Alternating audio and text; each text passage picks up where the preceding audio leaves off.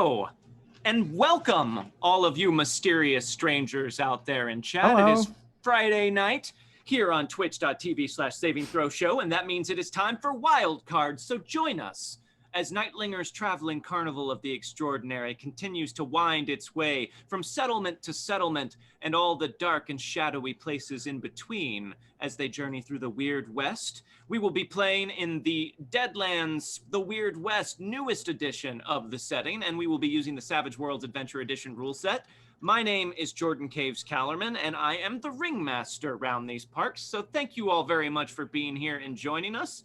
And let's meet the rest of our crew here at our virtual table. So, here is what I need from all of you folks tonight. I would like your name. I would like your character's name. And then, since we have already met your characters last week, now we can, we've already shown, so now let's tell everyone about your character. Any pertinent information that you would like to reveal about your character. Give us a little summary of who it is you're bringing to the table tonight. Who would like to go first? I'll go. Very well, Megan. Hi, my name is Meghan Caves, and I am playing Celestina Moldavanu. So Celestina, as I think I said last time, is a witch, and she is from Romania, although she traveled around a lot as a child. So, yeah, and then I think last time, as I said, she finds animals a little bit easier to understand. You know, animals don't hurt you in the same way generally as people do. So, she likes to care for the animals at the carnival. And then she loves playing with people. But her main goal is to essentially, I forget, I have it written down really well. Hang on, and this was from Jordan. Protect the innocent and punish the wicked. That's her major vow. It is her major vow. That is her major hindrance. Because she basically wants to horrify the people who would do that to others. It's real noble of her. You know, and that kind of extends out to everyone around her. She just likes to make everyone uncomfortable because it's a defense mechanism. Yeah, that's Celestina. All right. Thank you very much for that.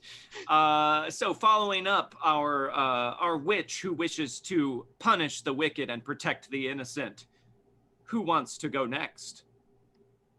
I'll go. Okay, you all said it at the same time, so I demand that you all do it at the same time. No, please. Okay. No, please. You know he would do it, which is why I was like, why is he even going to make that? He immediately said no, please, which is great. We'll start with As you were saying it, you were like, this is a bad decision. Okay. I heard you first, JP. Hi, everybody. My name is Jordan Pridgeon, and I am playing Midas Buchanan, who is he is a new scientist who, instead of focusing on making weapons and contraptions, he wants to build toys with the knowledge that he's learned from working at Smith and Robards. And he makes toy inventions, and his passion project is Christopher, who is a walking automaton doll character that everybody loves and no one finds off-putting at all. That's definitely the vibe that I've been getting from it. Yes. Yep. Not an off-putting automaton child whatsoever. How could there be Uncanny Valley issues when no one has come up with the Uncanny Valley yet, right? That's a great point. And I don't think any of us here assembled can refute it. No. So thank you very much for sharing that. Is there anything else that you wanted to share as far as hindrances or anything like that? I will share my favorite hindrance, which is that I have an enemy who we have decided that I previously worked under a man named, his full name is Frederick August Otto Schwartz, who started a toy bazaar in New York. And I consider him my greatest enemy, and he does not like Buchanan. And he's a real historical figure. So look into it, I guess. You might know him better as FAO Schwartz. Yes. All right. He's the worst. So thank you very much to Midas Buchanan, the new scientist with a deadly toy-making enemy. Why don't we jump next to Don? Okay, you need my name. I need your name. Character I need name. your character's name, and then I need you to tell us a little bit about your character. Oh my gosh. Okay. So I didn't mean to tax you so early on into the session. My name is Dom Zook, and I play Buzz Buchanan. And Buster Callahan. Buchanan? No, I'm Buchanan. You can't take it from me. I was seeing if you notice. You did. Okay. Buster Buzz Callahan. And Buzz is the circus's resident bard, if you will. Carnival. And Carnival. The carnival. It's a carnival. We're They not a do not like circus. to get those confused. We are not a circus. Just saying. Okay.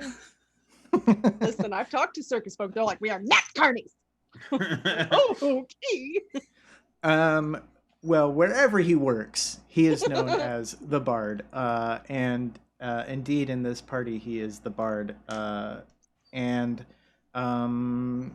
he's got something going on with him, some sort of ailment, and it kind of got ramped up last week. So I'm interested to see where that goes. Yeah, he's just a sort of a happy-go-lucky guy. You're on track to be the fastest Wildcards character. Like in speed? I mean, in beginning to end of arc. Are you saying I'm going to die? Fastest direct shoot to the grave is what you're trying. Yeah. Yeah, He's threatening you. Yeah. I'm going to do a tarot reading right now to see if Buzz is going to die this episode. Don't worry.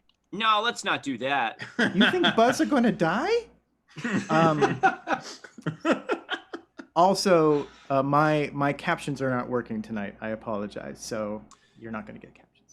Yeah, but that's okay. We'll still try our best to understand you, Buzz, while you strum and hum your way through the Weird West. And then last but not least, Garath. Hey everybody, I'm Grav Galati and I play Victor Parrish. Victor Parrish is a huckster / hexslinger, and he is the Carnival's trick shot. So he does a show where he does a lot of gun tricks and shoots very accurately things, usually bottles and sometimes fake birds. But outside the Carnival, he can shoot just about anything, including people. And he often prefers shooting people. He is a very deadly man with a gun. He does have Grim Servant of Death as a hindrance, which means, be careful when you're around him when he is shooting. And calling yourself a friend of his is kind of a liability almost, because you might get shot. He's very quick. He is illiterate. That is one of his hindrances as well. He cannot read or write, which he does not like to tell people about. Obviously, it's not something great, but he is not trustworthy of new people. But the Carnival is his new family and has been for about a year now. He's been with them for a year, and he's going to do whatever he can to protect this family of his. So don't get in his way. All right. And he is also a little bit of a veteran of the Weird West as well. That's right. All important things to know. Perhaps we'll learn more about Victor and the rest of these fine folks as we continue, or perhaps tonight is where their stories end. Although that would be very disappointing from a production point of view, because we did take a lot of photos. But no worries. Let's move on from there. On that note, to all of you out there, you mysterious strangers in chat who are joining us, welcome. If this is your first time, we are Saving Throw, the channel. This is the game Wildcards, the show, and we are an independent channel here at Saving Throw. We have no large corporate backing. We don't even have really small corporate backing. Corporate backing of any kind is pretty much off the table. We're an independent venture and we do the best we can to keep things going. But we continue to grow and exist, really, thanks to the support and contributions of viewers like you. Even though, thanks to the pandemic, we have been forced to vacate the studio and run our shows remotely for the time being. We still do have to pay rent on the studio, and it keeps us going here whenever you guys are having a good time, when you're enjoying what you're seeing, or you want us to continue to do more and new and more exciting things in the future. If you feel like you can and you're interested in it and you want to support us, please do consider tipping during the show. Means a lot to us, helps us keep our bills paid, and as a fun side effect, all cash tips and bit cheers over 100 bits go towards unlocking rewards, which can have sometimes small, sometimes large effects on the game or the campaign as a whole. To see what those are tonight, you can enter !unlocks in the chat and follow that link. Or if you just want the tips link, you can enter !tips in the chat and follow that. That'll take you to the right page to show you all the things that you need to know to do what you need to do. Also, don't forget, you can also tip for a toast, where all of us here assembled in the group will raise our glass and toast to whatever it is you would like us to toast to, provided you are not a jerk about it and it doesn't go on too insanely long. But that hasn't really been a problem so far, so I don't anticipate it'll be a problem moving forward. Don't forget as well that you can sub, gift a sub, or what's the third? Resub. There we go. And if you do any of those things, you can give out a curious ticket to either myself, the GM, or the players as a group. These function as limited rerolls and allow them a little bit of an insurance policy to keep things moving forward in a lively manner. So just let us know in chat who you would like those curious tickets to go to when you do any of those things. Our mods are in the chat with us, looking out for all of you guys and helping us keep the channel running. So a big thanks to the mods here at Yay. Saving Throw who help us do all that behind the scenes stuff. And also, it is September currently here on Twitch. So all new subs get up to 30% off, depending on the length of your sub. If you want more information on that, you can you can enter !subs in chat. But it is September, so there's discounts all over the place for subbing to your favorite channel. And if we make that list at all, well, we would be mighty flattered, y'all. Anything else about September that I'm leaving out, Dom? Just you can save up to 30% on your subs, and now you can do multi-month subscriptions. So if you want to choose 1, 3, 6 month subscriptions, you can do that now. So if you feel comfortable enough to back us for a longer period of time and not have to remember to resub or anything like that, that's a great way of doing it. And if you're a brand new subscriber, you get that discount. So if you have not subscribed before, you get the discount. So there you go. All right, thank you very much for that, Dom. And then also, we would like to point out, to draw your attention to make you aware of, if you were not aware of it before now, of a little place called startplaying.games. If you are in the midst of a pandemic, finding yourself without a game group to play with or a GM to run you through a game that you would like to play, you can visit the website startplaying.games and literally browse through a bunch of different GMs who have put up their games and pay them to take part in their game. Or if you are a GM, you can put up your own listing for your games. And if players are interested in what you're bringing to the table, you can make a little money running a game for people from all over the world. So definitely do check it out. I know Megan's on there. I think Dom's got a game on there. And I believe there might be 1 or 2 other folks from Saving Throw on there, or who will be on there shortly. So keep an eye out for us and other people that you might be interested in playing with, or start up a listing yourself and get yourself paid for running some games that you like. Yeah, I think that's a slogan we're gonna try and pitch to them, but it has to be read and said in that exact same manner. As Ron's not real mother. Yes, Ron's fake mother. I would also like to just really quickly mention we're having, as Dom talked about very briefly earlier, a few technical difficulties tonight. Dom's captioning doesn't seem to be working, and also we're having difficulty running the sound through the platform so that you all can hear it. I will still be running sound cues for the players here at the table, but unfortunately it seems like tonight you all may not be able to hear them. Just know that if we are reacting to things that are happening from sound, we haven't gone mad. We're just we're hearing sounds and reacting to them. All right, and I think that's about everything up top. So why don't we hand out some bennies to you fine folks here assembled? I think all of you get 3 bennies to start off a session. So I'm just going to hand those all through. I'm just going to kind of pile these up in my hand here and just shove them out to all of you guys all at once. So there, take your bennies there. Yeah. Everybody get them? Sorry, I had to force them through the screen. Yeah. We're good? Doesn't get any all easier. blue fate chips. Oh, yeah. I actually, no, mine are all red for you. You must have, something must have gone wrong with the contrast. I also get 1 Benny for each of you. That's 1, 2, 3, 4 for me, the ringmaster here tonight. So thank you very much for that. And I believe last week, the mysterious strangers in chat were able to unlock a new setting rule for our game, co-designed by myself and largely Clint Black from Pinnacle Entertainment, who is the rules master over there at Savage Worlds. That setting rule has been unlocked and is now in play for the rest of the campaign. We will be putting that in play tonight, and then we will also be sharing that soon with all of you fine people out there, so that you can use it in your own home games if you should so choose to. And that setting rule is called Sawdust and Showmanship. A carnival thrives on the showmanship of its performers, but it lives by the sweat and hard work of the carnies who set up the tents, make the prizes, and work behind the scenes. Performance and construction are vital to their livelihoods and even their lives.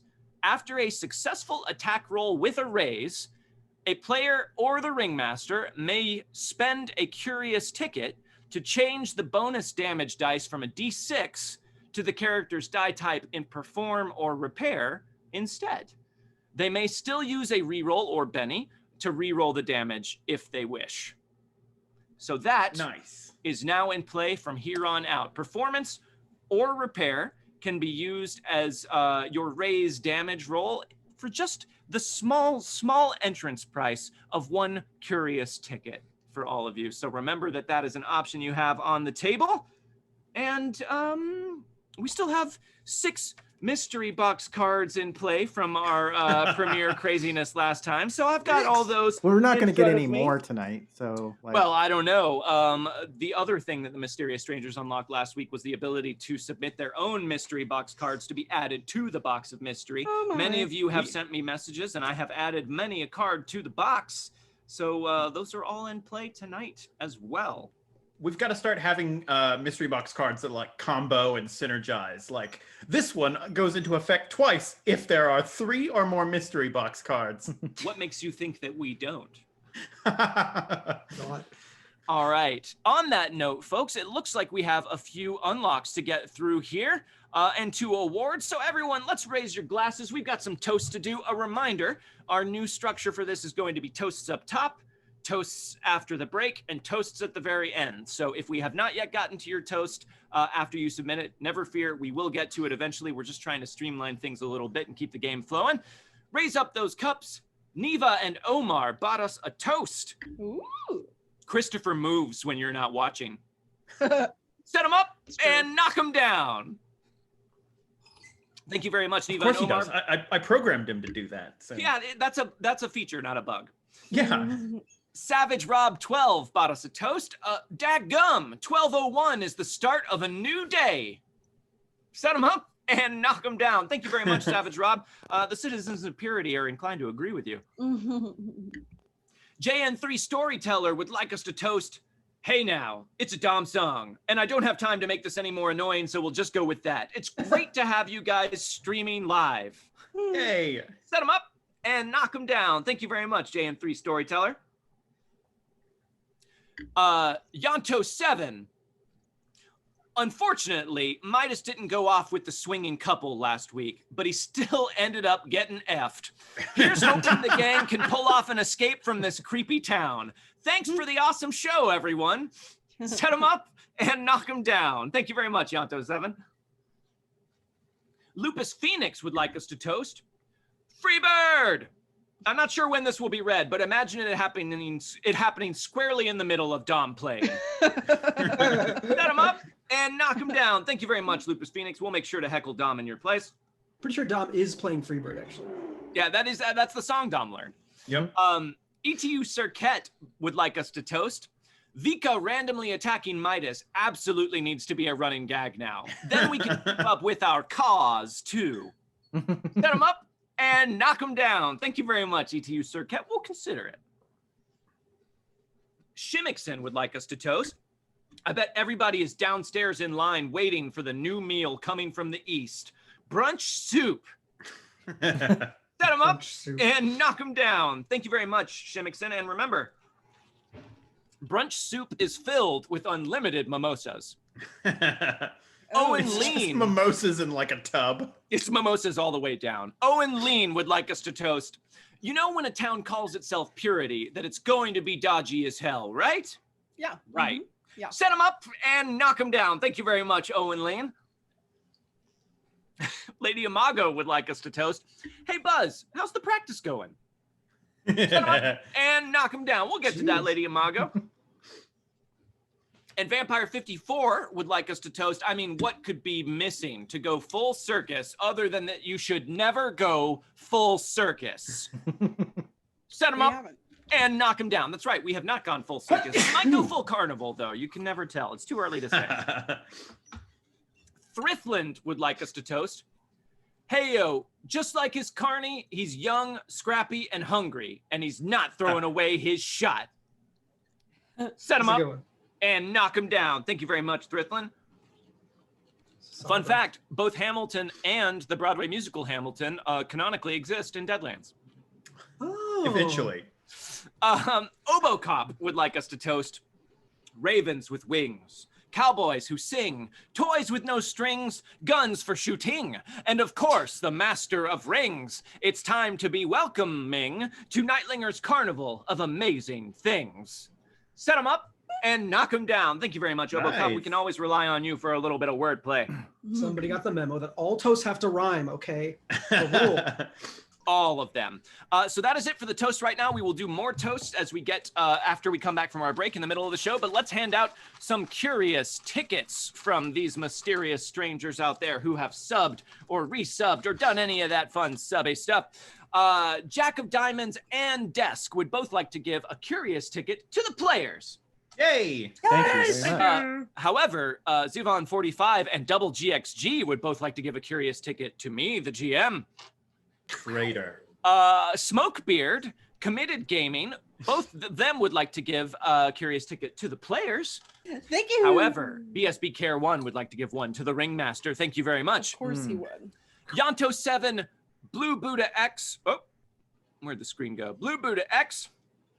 Both of those people would like to give curious tickets to the players. Thank you. However, Peripheral Cats would like to give one curious ticket to the Ringmaster. Thank you very much. I can see you out of the corners of my eyes. RPG Clyde, Vestia Terris. Both of these people would like to give curious tickets to the players. RPG Clyde is giving 2 curious tickets to the players. Oh, RPG boy. Clyde. However, Thank you. young Gandaldorf is giving 1 curious ticket to me, the Ringmaster. Thank you very much. I can't wait for you to grow up and come back as Gandaldorf the White. JN3 Storyteller would like to give 1 curious ticket to the players, but Thantos80 would like to give 2 curious tickets to me, the Ringmaster. Obocop wants to throw one out to the Ringmaster as well. Thank you very much, but Dean not Elite? to be Oh. outdarred. Not to be outdarred. The Bard 1971 would like to give a curious ticket to the table, as would Griffeather and Zwatter ZA. Both of them would like to give a curious ticket to the table as well. But Ghost in the Network has a curious ticket coming straight to the Ringmaster. Thank you very much for that. But Flynn WD and DJ Phoenix would like to give a curious ticket each to the players. Oh. However, JM Griffey, sensing unfairness, would like to give 1 curious ticket to me, the Ringmaster. And finally, Holgath would like to give 1 curious ticket to the players. Thank you. That was surprisingly equitable. I feel like I got 1 curious ticket for about every 2 curious tickets that you all got. I don't think anyone got now that we're outdarred there. now that we're expanding the robustness of the curious ticket economy, I mean, like they're just more interesting now, right? Well, yeah, I mean, there's so many more things to spend them on. Also, One it more looks thing. like we have already unlocked the first 2 tiers. So the first tier has been unlocked. Tip your entertainers, which indeed you mysterious strangers did. So that means everyone at the table, including me, the Ringmaster, gets an additional penny. Yay! I'm sure that these will never come in handy throughout the course of the evening. I'm adding a penny to Never. each of your stacks, and I am adding a penny to mine as well. Thank you very much for that, mysterious strangers. We have also unlocked the second tier, which is a draw. Draw. She got it first this time. All I right. thought it way I did earlier, last time though. too. I am going to roll a random D4 roll here to see which one of you will be getting this draw. So, Midas Buchanan. You Titus are the Callahan. lucky winner, and you are the lucky person who gets to draw. However, Oh no. the next time a posse member draws, they get to draw 3 cards from the adventure deck and keep one of their choice. Wow. Is the mystery box good. card that just got triggered Oh yay! just now from last week. So thank you very much. So Midas, we will be drawing 3 cards for you, and you get to keep your pick. Are Okay, you ready? just to speed this up, I'm just gonna let you draw 3 at random. You don't All right, have to... I will draw 1 from the top. I will draw 1 from the middle, and I will Yep. draw the bottom card as Love well it. to speed Amazing. it up. Okay, let us see what your choices are, Midas Buchanan. That's Mysterious Stranger Unlock mixed with a mystery box card. So your choices are between mechanical malfunction, a device Don't like malfunctions in that. some way, a gun jams, a bowstring breaks, etc. The device can be fixed by 10 minutes of work, followed by a repair roll at a -2. If it's part of a large device, one system breaks down instead. That is one option here. Okay. Also, Flesh Wound. Play to cause all allied extras wounded in this encounter to rise immediately, unshaken and unharmed. That is your other choice. And then finally, Inspiration. Player characters add +2 to all trait totals for the rest of this round. So, Midas Buchanan, since you got that mystery box card that lets you pick one of these 3, which one would you like? I'm gonna go with the team here and go with Inspiration. Inspiration is your choice, and inspiration is what you have. So remember, I guess I could have used the extras one if they took down Christopher. you could I could have, bring but him it's back. too late now. No takesies backsies. Nope. So remember, you can play that card at any point during the game to give the rest of your allies and yourself +2 to all trait rolls for the rest of that round. Hooray!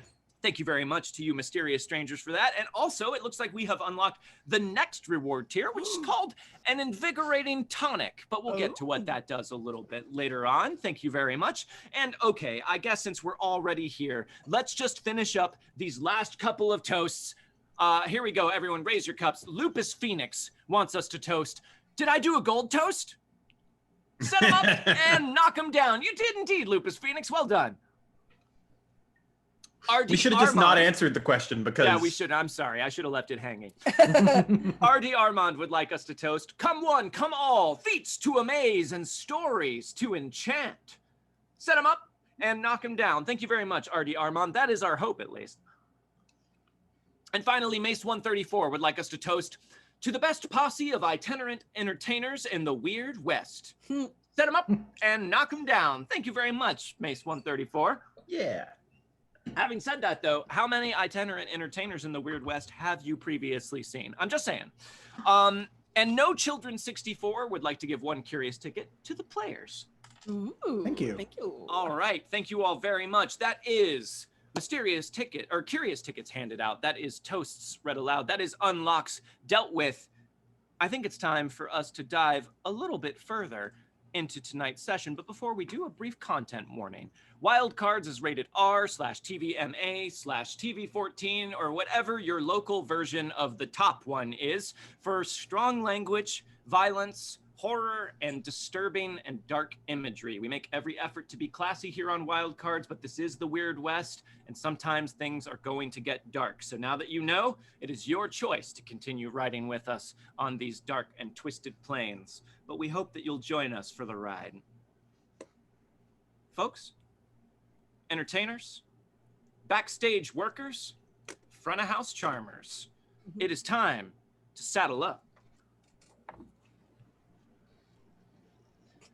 Let's talk about what happened last time on Wild Cards.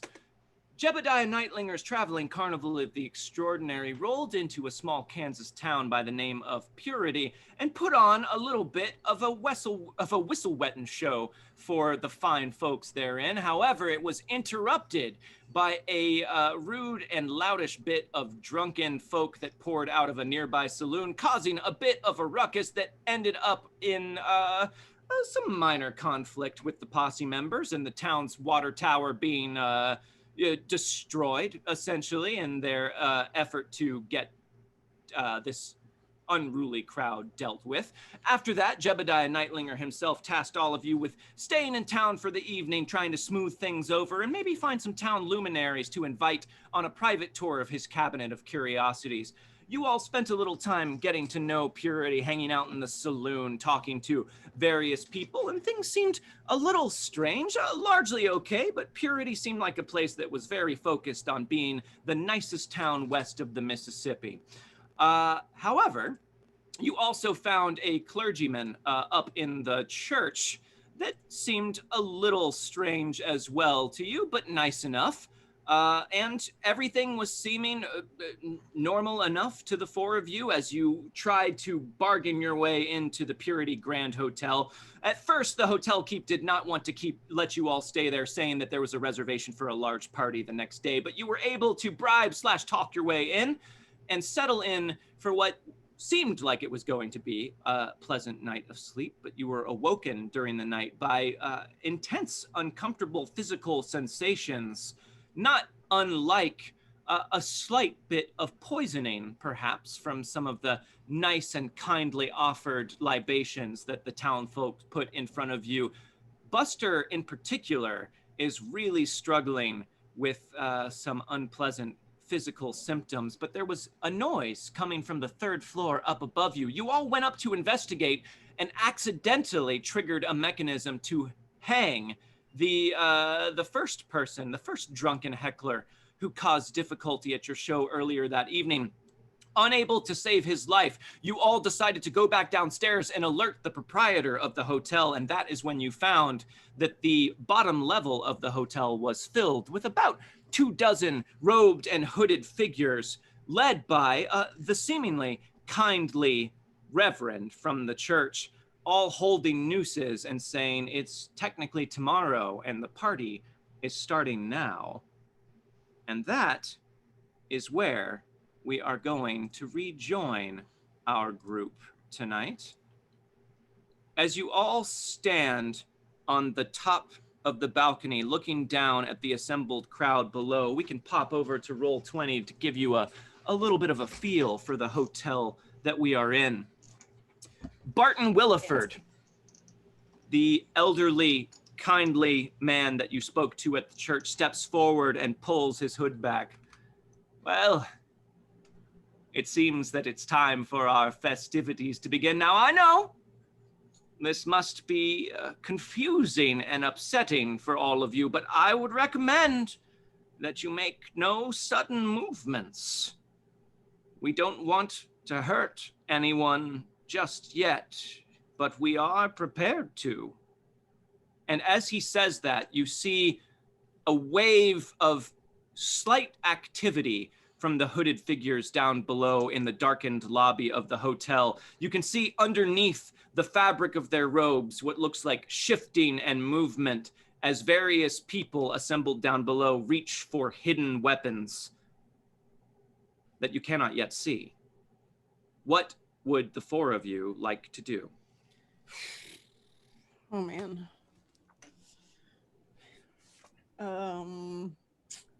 All's bluff. I don't think even you could shoot all these people, Victor. No. I can try. Surely there's been some sort of miscommunication here. We've done nothing to this town. They couldn't want to kill us, right? Well, that's not entirely true, pipes up Barton from down below. You see, your coming here was really quite a spot of bad luck for all of you. We had arranged to have another group of out-of-towners that were going to be part of our wonderful festivities, but you drove them away. And so, without our original offerings here, it appears that we must make use of new sacrifices to once and for all summon the great worm to our town of Purity. At this point, he begins to look around a bit more, addressing the mass of hooded figures down below. Finally, giving us the power and the presence to do what it is we have so long worked to do with our quaint little town. Why you want worm? It gross. Hold up. You all want to bring back the great worm? Did I hear that right? That's correct, my young friend. You know that the great worm is dead, right? Like, I don't think it like even exists. If it is alive, like we've traveled around a lot, and let me tell you a little story from this one town that we went through where they were trying to also bring back the great worm. And so are you trying to distract or persuade, or what's your aim here, Buzz? I'm hoping to distract and hopefully cause a waiver in their determination here. Could I support that with elemental manipulation, like from where we are, causing like a wind to blow against them? So if Buster wanted to, he could use it as seed. That's the world not wanting you to call this great worm that's already dead. Okay. So you want to support with your spell casting roll? Yes. Okay. All right. So if you are willing to risk damnation, Celestina, then go ahead and spend a point, and let's get that spell casting roll. I got a 7. A 7. Okay, that is a success, one shy of a raise. But make sure that you spend your power points, or actually don't even, because the next power that is used costs no power points. Oh. So that power Nice. is that one there. So that's a free elemental manipulation from the mysterious strangers and the mystery box. Nice. So you cause a wind to just kind of rush through the assembled crowd to back up Buster's words. So Buster, you were going to get a +1 to this. Is this a performance roll, I'm guessing? I think this is performance. There's a lot of people here. So a +1 from Celestina. -2 for my fatigue. That's right. You are not feeling super well, Buster. You're looking shaky. In fact, all of you, I believe, have at least been slightly poisoned by the. Did you all take a level of fatigue last time? I have 1 fatigue. I don't think I fatigue? did, but I didn't drink as much. I don't know. I think Celestina was the one who was okay. Yeah. Okay. Yeah. Yeah, you were offered drinks by the saloon keeper and tea by the by Barton at the church. So anyone who took both of them had a much harder time resisting it. Okay, so everyone but Celestina has that fatigue. So Buzz, what do you got? Okay. So I'm a -1. I'm going to use a curious ticket, please. A curious ticket is spent. A reroll may occur. Aced it. Ace That's a 9. a 9. Yeah. A Nice. success with a raise. Good number. Okay. So Buzz, you start saying that and just real matter-of-factly inform them that, oh, you hadn't heard, the great worm's dead. We met some other folks that were trying to do this. Let me tell you a story. And as you're doing that, this fell wind starts to just rustle through the downstairs lobby of the hotel, and you all see some of the figures down below in their hooded robes turning nervously to one another and murmuring breaking out. But down below, Barton raises up a hand, and in that hand is a strange snake-like knife. And as he lifts it aloft, he says, "Silence! Do not listen to these fools.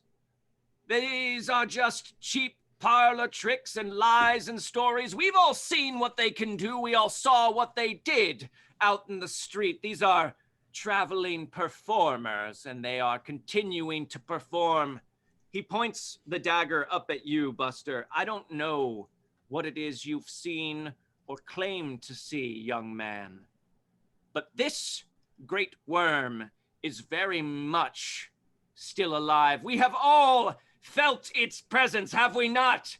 And they start to nod their heads. We have all witnessed its power, have we not? And again, a bit more enthusiastically, yeah, the cheers come from the crowd. Then let us take what is owed to us. Do not resist, or we will be forced to hurt you. Well, And as he says that, some of them start walking up the stairs, and you see shifting and fanning in their positioning downstairs as though they are taking up positions and ready for trouble. What do you all want to do? Do you want to go quietly, or do you want to try and resist? well, does it look like they have like bindings for like us? All that you've been able to see clearly so far are the 4 nooses that have been held out, although they're remaining, the ones that are holding nooses are remaining downstairs. They're not coming up and threatening you with those. But you get the impression that, you know, they could have all manner of things underneath these robes. It's hard to know, but no, you don't see any direct, obvious bindings. Well, what do you all think? I don't think I want to go with him. What do you guys think? I don't think it would be a very good idea to go with them now. Yeah. No. I'm done talking. Let's start shooting. I Okay, like this this one, Victor. Is a very important question before we go any further. You all were awakened in the middle of the night. Buzz was having issues. You went upstairs. Are all of you all armed and fully prepared, or were you just more in an investigation mode in the middle of the night? Definitely armed, but I always armed. Fair point, Celestine. I Okay. definitely said I was bringing my gun when I left the room. I Okay. think that's the only thing he grabbed. So he's probably not wearing a shirt or his hat. Okay. But You guys are definitely caught a bit with your pants down here, but sure, Victor, that makes sense that you would have your gun. We know that, Midas, you have at least your owl eye glasses because you I have used my those glasses before. on. Yeah, and I think he combines those with his regular glasses that he uses to see most Sure. of the time. I think that I think Christopher is in my room, and I wouldn't have my gadgets otherwise, probably. Okay. All right. So you are unarmed, and Buster, I don't imagine that you grabbed much of anything unless I'm mistaken. I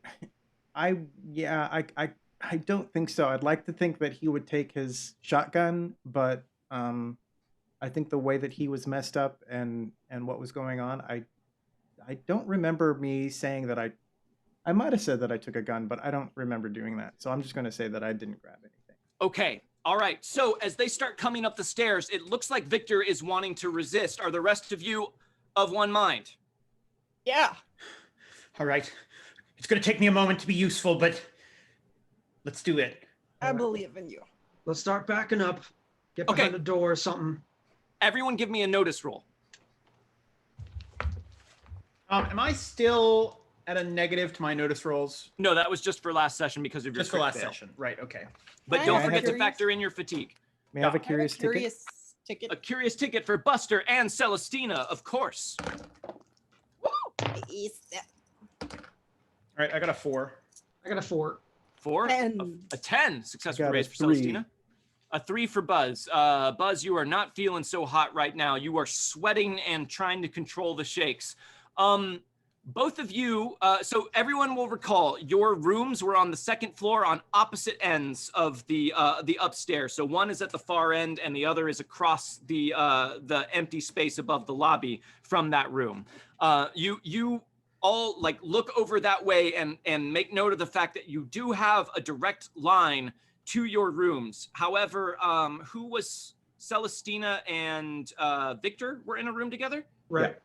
Okay, Celestina and Victor, your room, you're going to have to go past the stairs in order to get over there, and that is where some of these hooded figures are coming up, so it's a little bit trickier to get over there. Celestina, you notice that the doors to both rooms are pulled to, but not closed all the way, and you don't remember how you left the doors when you went to investigate upstairs. So as these robed figures start making their way up the stairs, we are going to handle this like a quick encounter. So I want everyone to tell me what you do and in what order you do it. Okay. Okay, I look up the rules for jerry rigging or whatever the. Okay, give me a research roll. No, I'm just doing that right now in the book. So Okay, Give me I a still kind of moment. want a research roll, but I'll allow it. So while you are looking that up, Midas, what is the play? So Uh, Oh, go ahead. Sorry, go ahead. I was going to say I want to go last because I'm going to shoot, but I want everyone else to get ready before I do that. So Okay. Okay. Okay. I want to use elemental manipulation again, using air again, and try to push them away to give us a little bit of time and space. You want to try and like push them a little bit back down the stairs? Yeah. Okay. All right. Makes sense. And then do we want to just go like one at a time and kind of flow organic it? Or do you guys each want to announce what you do before you do it? I'll give you the chance to change if you want. Yeah. I mean, I think I can go after Celestina. Okay. I got an idea for that. So if you Okay, wanna so go as- Celestina, me, Midas. I know what I'm gonna do. As you all are scanning the situation and looking around the hotel, trying to see what the best play is, Celestina, you see a couple of these robed figures making their way up the stairs. You still can't see their faces, just menacing scowls underneath the dark shadows of their hoods as they start making their way slowly and cautiously up towards you, but definitely with intention. They are coming to take you. And as you see that, Haha. you are going to try and push them back down the stairs? Yes, and I want to add hinder on this for an additional PowerPoint to slow them a Okay. little bit. Okay. All right. Sounds good. So give me your spellcasting roll. All right.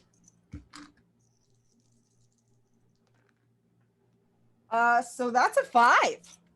That's a 5, which is a Yeah. success. Now, I will remind you all, we are in a quick encounter, and this is a dangerous quick encounter. So a success gets you out of here still with a point of fatigue taken. You need a success with a raise to get out of this unscathed. Can have curious ticket.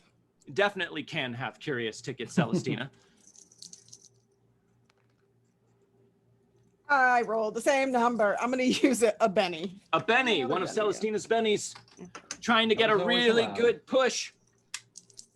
Come on.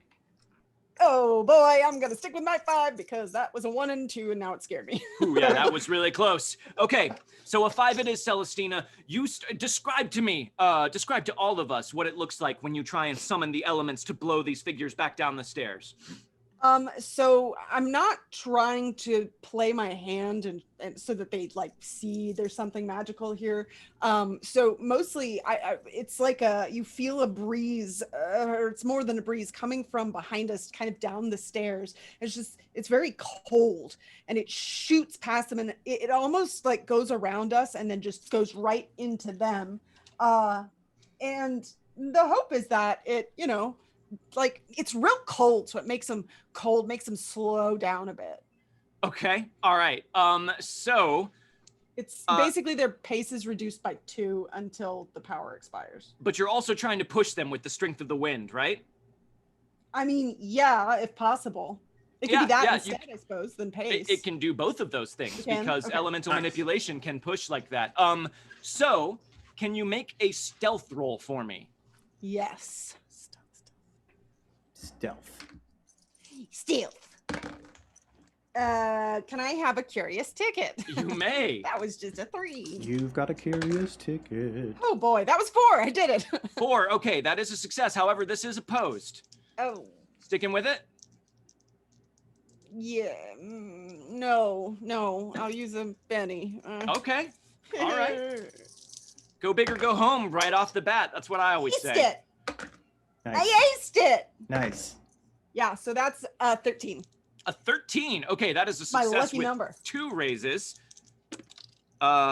They are going to spend one of my curious tickets to re-roll that. You know what? I'm going to spend one of my bennies to re-roll that.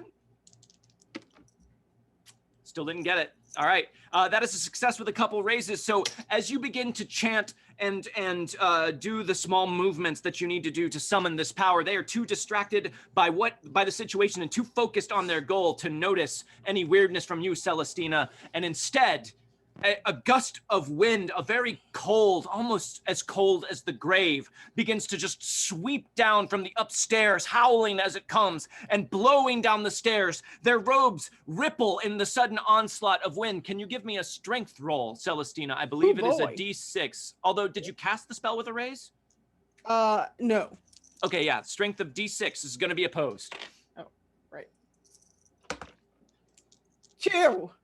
Two? I don't roll. Do I roll my wild die for this one? Sorry, I thought is this No, not damage? No, this is just So just 5. the spell. A 5? 5 instead. Yeah. They got a 3. You know what? I'll spend a curious ticket to No! re-roll that. Why not? They got a 1. It's worse.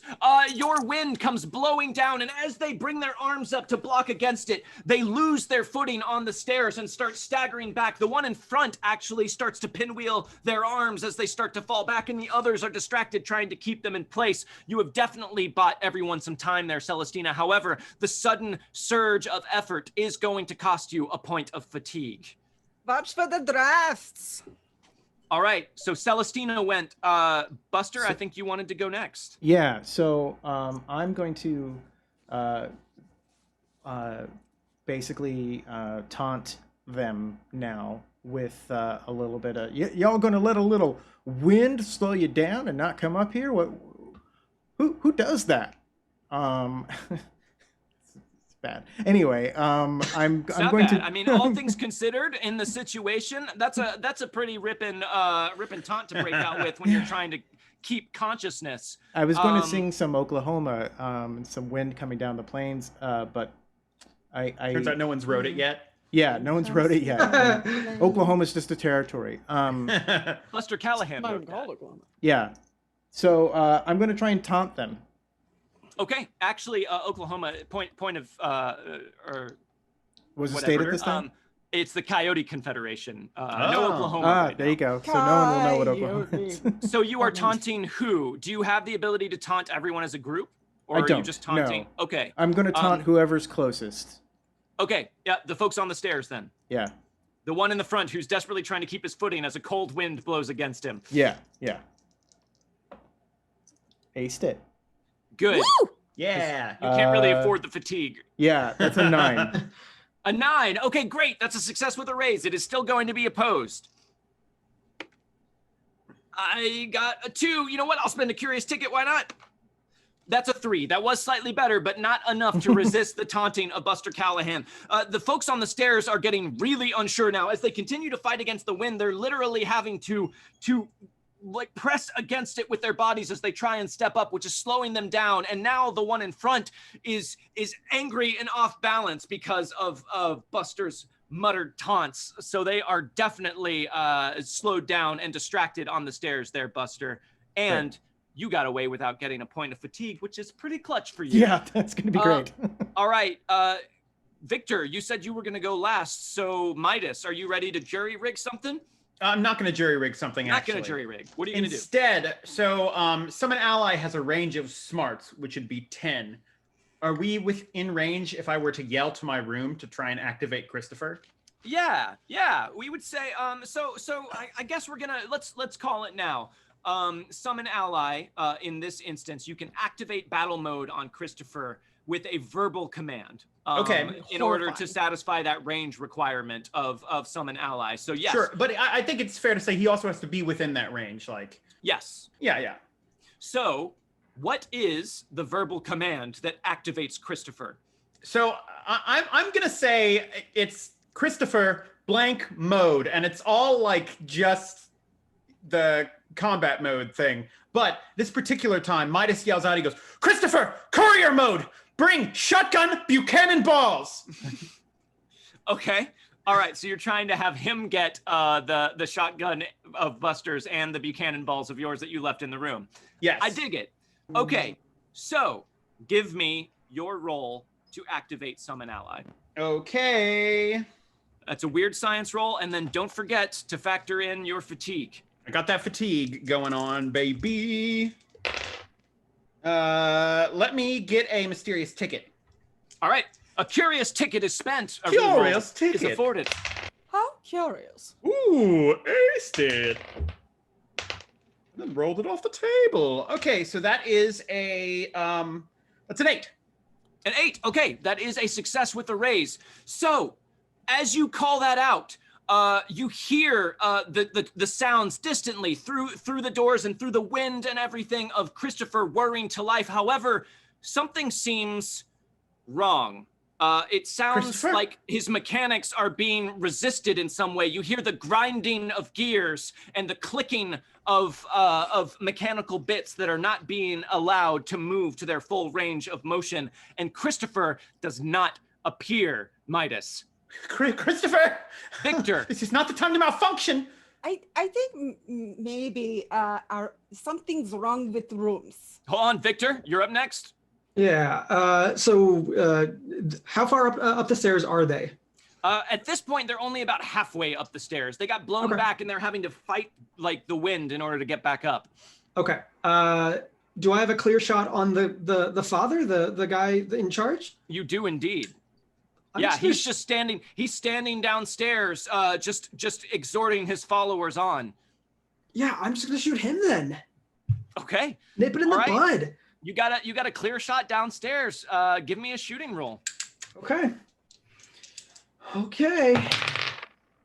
that one aced. It's only a 6. That's a success. It is success. Can I do better though? I mean, if you don't get a raise, you're gonna take fatigue. I'm gonna use a Benny. A Benny. All right. One of Victor's Bennies being spent for a better roll. Well, I mean, what's the worst thing that could happen? A crit fail? How bad would that be? Yeah, that's the thing. Is like I don't want to reroll my shots too much because of that exact reason. You'll shoot us, yeah. Yeah, exactly. I'm gonna stick with the 6. He's gonna shoot you, Midas. Trouble that. Well, I didn't get major troublemaker. You're gonna stick with a 6. But like, let's be real. Before we resolve that roll, I just noticed not only have the mysterious strangers unlocked our final tier for the evening, which is called Damned If You Do, which we'll talk about later, maybe. Good. They have also unlocked the first mystery box draw of the night. Oh. So before this happens, Maybe I'll work it feathery. That's let's fair. reach into the box of mystery. Could be better, could be worse. And pull a card. Red zone. Raise. Is this a good idea? Card will come into play when it does. Energy drinks. Energy drinks, yeah, exactly. Okay. So Victor, are you sticking with the 6? Yes, gonna stick with the 6. Okay, so you fire off a shot. That is a success, Victor. Roll damage for me. Okie dokie. Got him, Victor. Oh, that is garbage. I'm gonna use a curious ticket for one of these. Okay, one curious ticket spent to re-roll that damage. That's a little better. That is 9 damage. 9 damage. Okay. 9 damage is nothing to sneeze at. So as all of this is happening, the wind is blowing as they try and make their way up the stairs. Midas is calling for Christopher. Buzz is shouting out taunts to try and keep them off balance. You just line up a shot over the banister. Should have stayed in your church, old man. And fire off a bullet. It is deafeningly loud in the enclosed hotel lobby, and the muzzle flash from your gun lights up the entire scene as the bullet flies straight and true and lodges itself directly in the old man's side. Ow! God damn it! They're shooting at us! Everyone upstairs, get them! I mean, they need to protect themselves. The doors to your rooms burst open and a pair of hooded robed figures come flying out of each one with shotguns at the ready, trained on all of you. And you see, Midas, one of them actually does not have a shotgun trained because he has the struggling, kicking form of Christopher restrained within a full bear hug in front of him. And as they point the guns at you, Barton down below clutches at his side as blood starts to flow out from between his fingertips. I told you not to resist. I don't want to spoil the merchandise, but I will. Give me one reason to tell them to pull the trigger, and I'll do it. Or lay down your arms, get down on your knees, and raise your hands above your heads. Bitch. Also, Victor, in all of the chaos, just trying to line up that shot and get your way to the banister, you bash your hips against it, taking a point of fatigue as well. Right. So they've got shotguns trained on you from Right. upstairs, and from down below, you see a couple other glints of light off metal as other hooded figures from below pull their weapons, looking nervously back and forth between Barton and you all. What are you doing? Putting Can my I? damn hands up. That's what I'm doing. Get down. So what I want to do, Yes, Celestina. put my hands up, but would it be possible for me to shoot fire out both directions with Yes. elemental mean, manipulation? Sure. If you're putting your hands up, but when they get close to you, you want to try and light them on fire. Yeah. Okay. All right. Everyone else is putting their hands up. Actually, Midas raises one hand up and reaches another hand into his pocket. Okay. Okay. So you all get down on your knees. You raise your hands. However, Midas, you have one hand up and you reach another hand into your pocket. I'm going to need a stealth roll for that unless you want to be observed, Midas. I guess I'll try and stealth it. I don't Okay. think he's that worried about being observed, but he will try and be stealthy about it. Okay. I did ace on the 4. Well Okay, done. so that's a 6. A 6. Okay. Keeping it. It will be opposed. I'll use one ticket. One curious ticket to re-roll. Based on the 4 again. So that's still a 6. That's same roll. Okay, still the same roll, and I guess I should point out that Victor Von Doom 2099, Wolfborg 05, and Neon Heim would all like to give a curious ticket each to the players, so that's 3 Yay! more to your stack to play around with. Thank you all very much, you mysterious strangers. So you got a 6. Oh, that's an ace. Stop it. That is a 9 from the No. assembled crowd below. No funny business. Keep your hands out of your pockets. Keep them where we can see them. When he says that, I want to grab one of the. So this is my justification for jury rigging, Okay. basically. So my Buchanan balls, as the spell bolt, I normally have a little. We haven't seen it yet, but I have like a contraption that fires them. But I want to imagine that for jury rigging, if I can like snap them quickly, like with my arm, I can still make them work, but it's just like a little less effective. And I have one in my pocket. Is that justifiable? You have a Buchanan ball in your pocket? I imagine I have one. I think for a Benny, you can have one Buchanan ball in your pocket. Well, Since you did specifically tell Christopher to grab the Buchanan balls, that indicates that they are not with you. But for a Well, Benny, I guess well, it's your power. Well, yeah, and I would still take the -2 for jury rigging. It's your power, but it is activated by having the physical object Okay, with you. I think this is a fair exchange. I will pay Okay. 1 Okay. to have a Benny Okay. available. So you reach into your pocket for just a moment and you find the comforting round squishiness of one Buchanan ball in your pocket, which we're not going to talk about much more than that, but you do have it in there and it is at the ready. But are you pulling your hand out just slightly when he says that, just knowing that it's there when you need it? I think when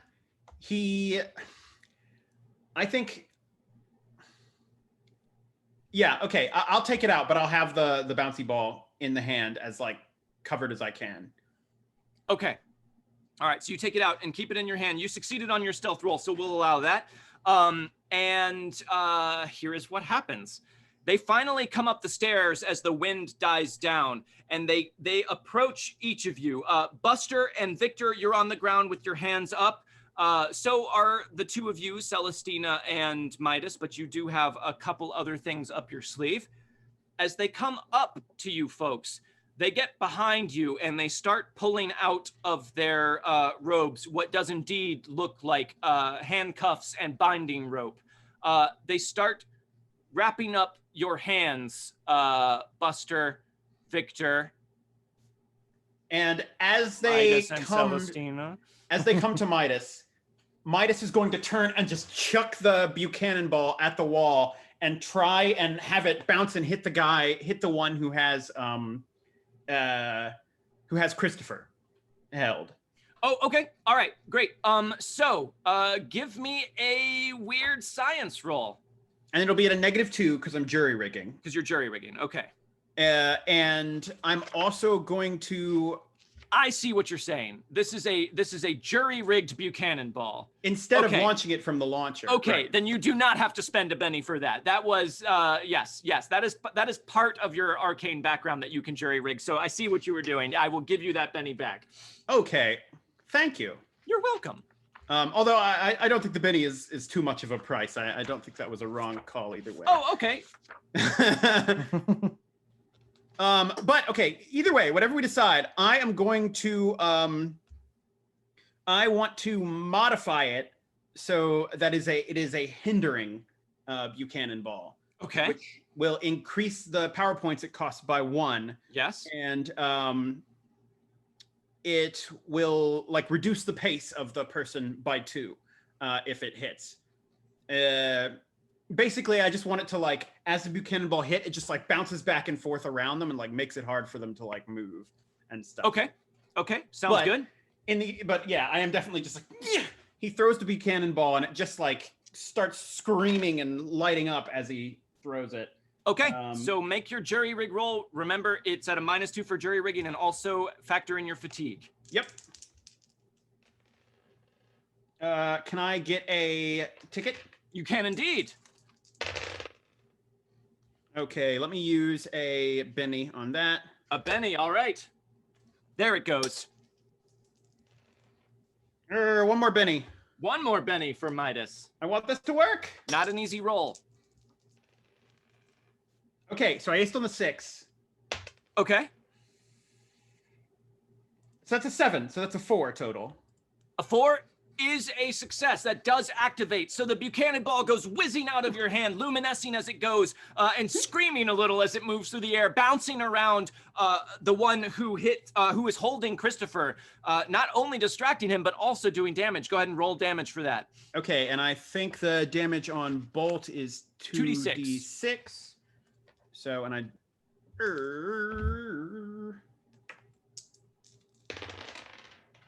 Okay, so that's 10, but I aced on one of the 6s. So that's 12 damage. 12 damage. Okay, so you actually fire off that Buchanan ball, and as it starts bouncing around, it bounces off a wall and hits that guy directly in the temple, and you just see him crumple. He just falls to the ground inert, and Christopher is kind of on his back, just splayed and mechanical limbs akimbo as he starts to right himself.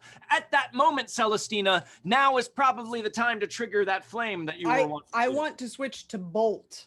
Oh, changing things up. Yes, and what I want it to be is a stream of insects. Okay. Gross. Yeah. So, I hate it when she does the insects. she likes, I aced it. Yes. Okay, so that is 9.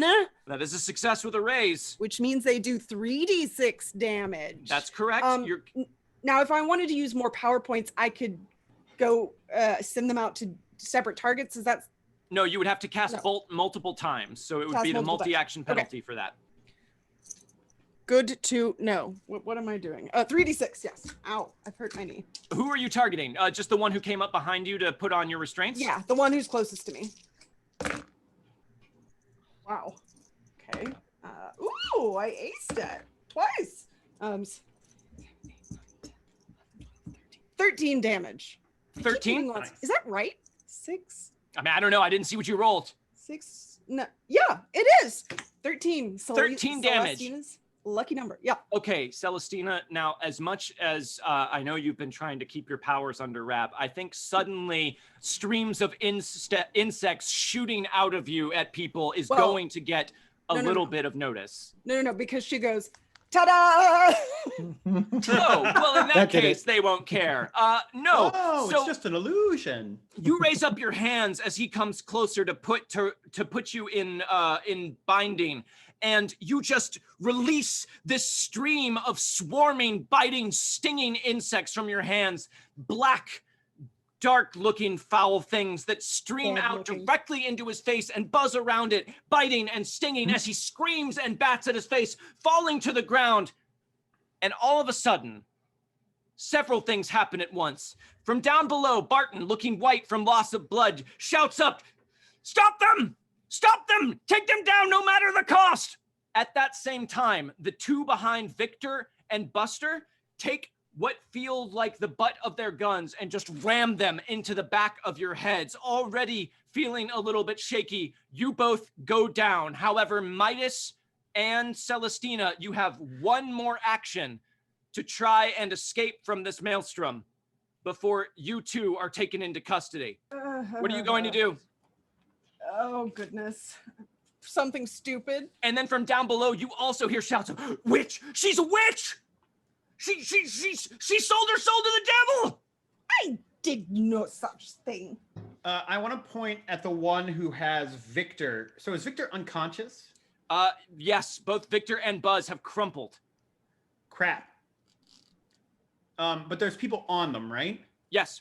So how many people are like up here with us? Up here, there are 4 people with you, and there are more coming up the stairs now. Okay. Well, there are 2 people up here because 2 of them have been killed. I'm gonna yell, "Christopher, tackle!" and point at the one that's next to Victor, and then Okay. I want when if he tackles him or at least distracts him, I want to try and like slap Victor and try and get him like back to consciousness. Okay. All right. So give me an athletics roll for Christopher to do his tackle. Okay. It has already been activated, so your summon ally is in effect. Can I get a curious ticket? You can indeed. And Vosseric would like to give one right back to you folks. Hooray! Thank you very much, Vosseric. Thank you. All right, aced it. That's 5. A 5. Okay, Yeah. that is good enough for government work. This will be opposed. So maybe not. I got a 4. I'm going to spend a curious ticket. I got a 2. Christopher comes flying up out of nowhere. And I'm Christopher. Comes running across the upstairs. "I'm Christopher," and just does a leaping tackle and just grabs this guy right in the middle, and he goes down. And then you want to run over and try and revive Victor? Yeah.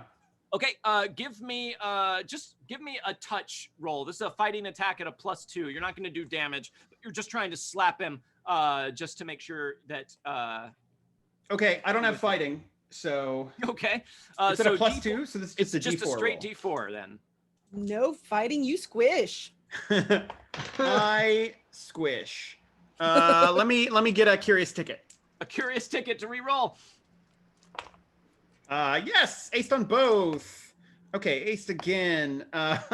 Okay, so I did 17 or 16.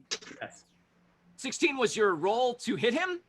Yes. Okay, that is a success with 3 raises. So I'm going to say you just scramble across the floor while Christopher has that guy distracted. And as the one who is standing over Buster looks up and takes stock of the situation, you just pull your hand back and slap Victor's unconscious face as hard as you can. And as you do that, because you got so many raises, Victor, you are shocked and pained back to consciousness. Tina, what are you doing? You have your one action to try and make this situation better. I want to light the building on fire. Cool. Way to escalate. Okay.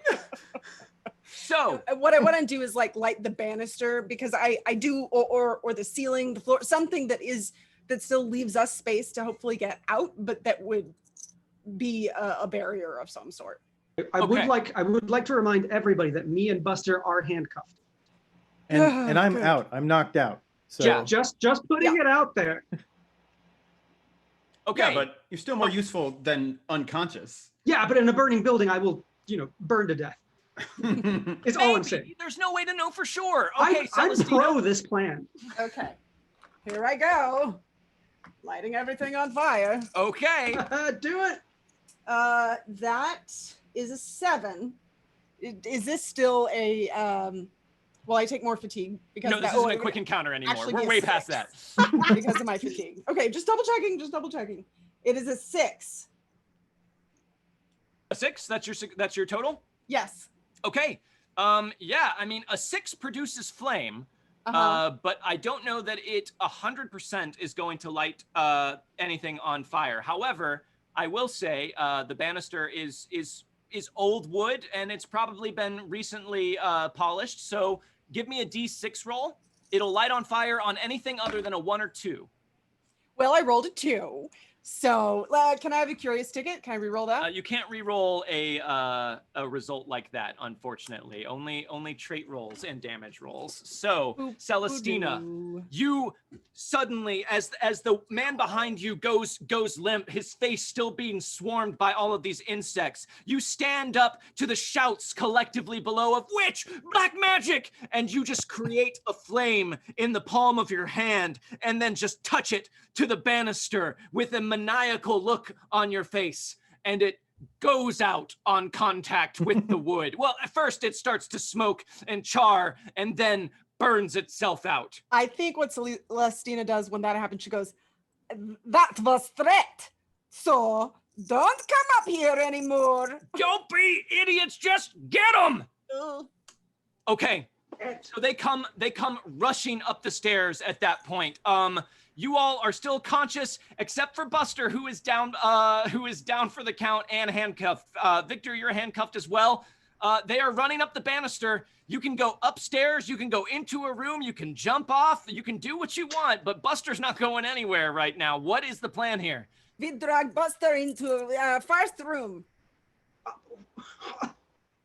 Yes? My head's ringing in 2 directions. God damn it! We don't have time for your head to Celestina. ring. Celestina, a shotgun blast goes off from down below, aimed at you.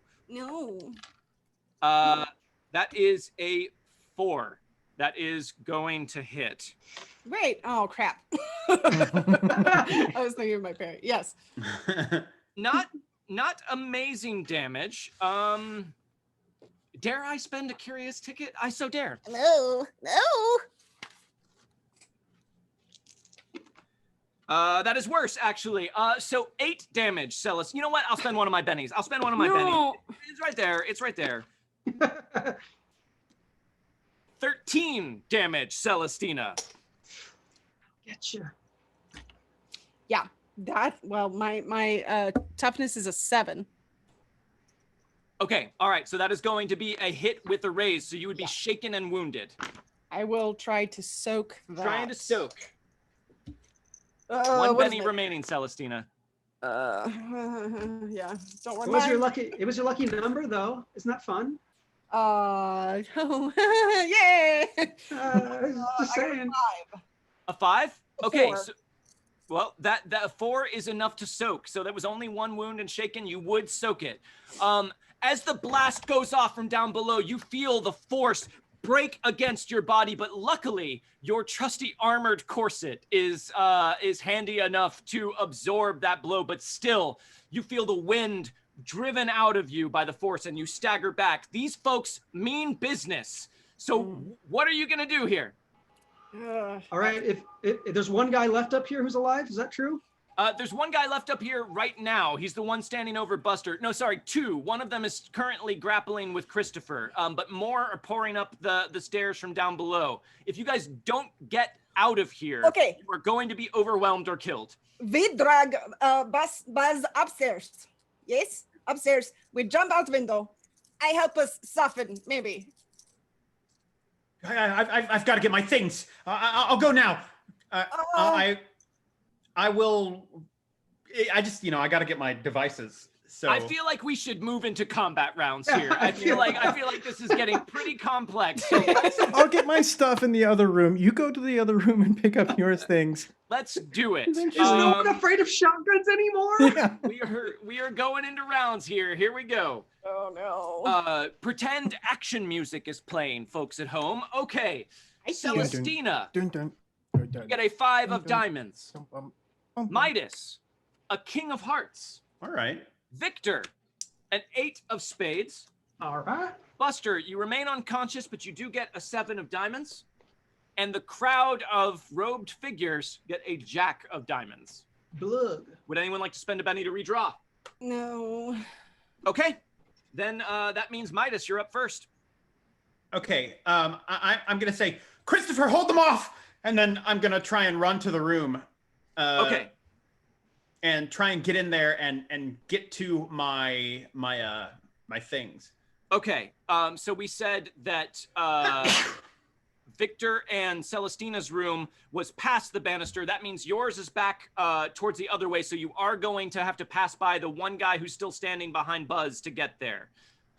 So you would take an attack if you run that way, Midas. Yikes. All right, I'll try it. Okay, all right, so you run by him. He's just going to try and just punch you as you go. He is not armed. You're not armed, so he gets no bonus there. I'm going to spend a curious ticket to re-roll that. That is the exact same result. You know what? I'll spend a penny. I will remind you, he does not need much to hit me. Well, he got a 7 now. Yeah, well, a 6 is a hit with a raise, so. Okay, so that's a hit with a raise. Don't worry, it's an unarmed attack, so he's only going to do a d6 plus a d6 for the raise now here. Now it's a handgun. I will spend a curious ticket to reroll that damage because my rolls are crap tonight. Aww. That was a 4. That is a 6. I'll have to stick with that. Does a 6 clear your toughness? Nope. Whoa. Really? I've got armor. Oh, yeah, you do. Okay, so he just lunges out and just tries to land a punch on you, Midas, but as he does, he just woofs his hand right into the side of your inventor's apron, and his hand just hits the tough fabric there, and you feel nothing as you go. It actually has a metal core in part of it, so it's a little tougher than you might realize. Okay, but his hand didn't hit that part with the metal core. So you just go running past him. Okay, so you make it past. You're running to your room? Yeah. Okay, so I will say you can make it all the way into your room. Looking around, it looks like things are in disarray in here. Clearly, there was a struggle with Christopher, and it looks like they were going through your stuff. Your things are not where you expect them to be, Midas. Can I get a notice roll from you? Yes. Aced on the D6. So that is, that's a 10. A 10? Yes. Okay, that is a success with a raise. As you look around, you see the sheets have been taken off of your beds. You see over in the corner of the room, kind of cast aside, almost piled up against the wall like they were going to come back for it later, are Buster's shotgun and your various and sundry implements over there in the darkened corner of the room. You can get over to them, but that's all you can do this round. Okay, I go over to, and can Christopher take a swing at somebody? Yes, absolutely. Yeah, Christopher goes on your action card. So he is still grappling with that guy out in the hallway. Okay, I will roll Christopher's fighting, which is a whopping D4. Well, he's just a little boy. He gets a 3. Can I take one reroll? Curious ticket? One curious ticket. It's still a 3. Still a 3. Okay. Unless they're me, I'm not gonna hit. Yeah, a 3 is unfortunately not enough to hit him. Although, wait, is he made vulnerable when he is being grappled? I don't think he's being grappled anymore. Well, I guess if Christopher is the one. I killed the guy who had him, and then Christopher just attacked the other guy. Okay, he's not. I guess we could have argued that Christopher grappled him, but I think that's an opposed fighting. He did essentially. We did that opposed athletics thing. But he is not vulnerable. So Christopher just sits up on his chest and starts wailing on him with his mechanical fists. But the guy is able to get his hands up and deflect the bulk of Christopher's fury. Not doing much, but distracting him right then. Yeah. That is your turn, Midas. Next up is going to be all of the robed figures. Cool. So there is the one who you ran past, Buster, or Midas. He is going to run towards the room you ran into and pull a knife out from inside of his robe. And he is just going to run in. I'm going to give him a multi-action penalty for running, and he is going to try and just slash at you with that knife, Midas. That is not going to do it. I got a 2. I will spend a curious ticket to reroll. It's a parry, right? What's up? It's meeting my parry, right? Oh yeah, I guess it is meeting your A parry. 2 will do it. A 2 will do it. Okay, then I won't spend Just a letting curious you know, ticket. I have no fighting, so I have a parry of 2. Fair point. I keep forgetting how mad science you are. Well, I will spend the curious ticket on the damage, because that's just 3, and clearly I got to get past that apron. There we go. A 4. You know what? Why not? I'll spend all my bennies up top. Let's do it. Yes. There's an ace. Ooh, There's no. another ace. Oh, come on. 12 damage. Ooh. So that's a hit with a raise. That's a hit with a raise. Okay, you would be shaken and wounded unless you soak, Midas. I will try and soak. Okay, spend a Benny, make a vigor roll. This really got out Alright. of hand, guys. I rolled a 1 and a 2, not a 1 and a 1, luckily. Can I get? I would like a curious ticket. Okay, just so you all are aware, you have 8 curious tickets remaining. Copy. Oh God, I only got a 3. I'm gonna use my last Benny.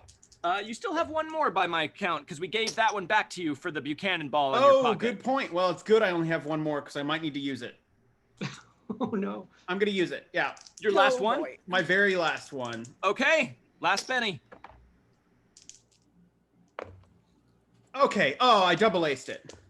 Woo. All right. So that is 9. 9. Okay, you totally soak it. So as he comes up, screaming behind you, dagger held high, he slashes at your back, but you turn around in surprise, just in time to catch the brunt of that attack with the metal plating inside of your inventor's apron, which this time he does make solid contact with the knife blade, and it reverberates back up his arm. He cries out in pain, dropping the knife as he does so. That is his turn. However, the one who is fighting with Christopher is going to try and just kick Christopher off of him with a fighting roll. And I did activate Christopher with a raise, so he is He's resilient. Yes, he's resilient. He has an extra wound. What is his parry? His parry is I have him right here. It is 4. He's better at fighting than I am. Then I will spend a curious ticket to try and re-roll this 3. There's an ace. That's an 11. So that is going to be a hit with a raise against Christopher. However, this is unarmed as well, so it's just going to be 2d6 here. That one is cocked. 8 damage. What is Christopher's toughness? Christopher's toughness is a 4. A 4. Okay, so that is a hit with a raise.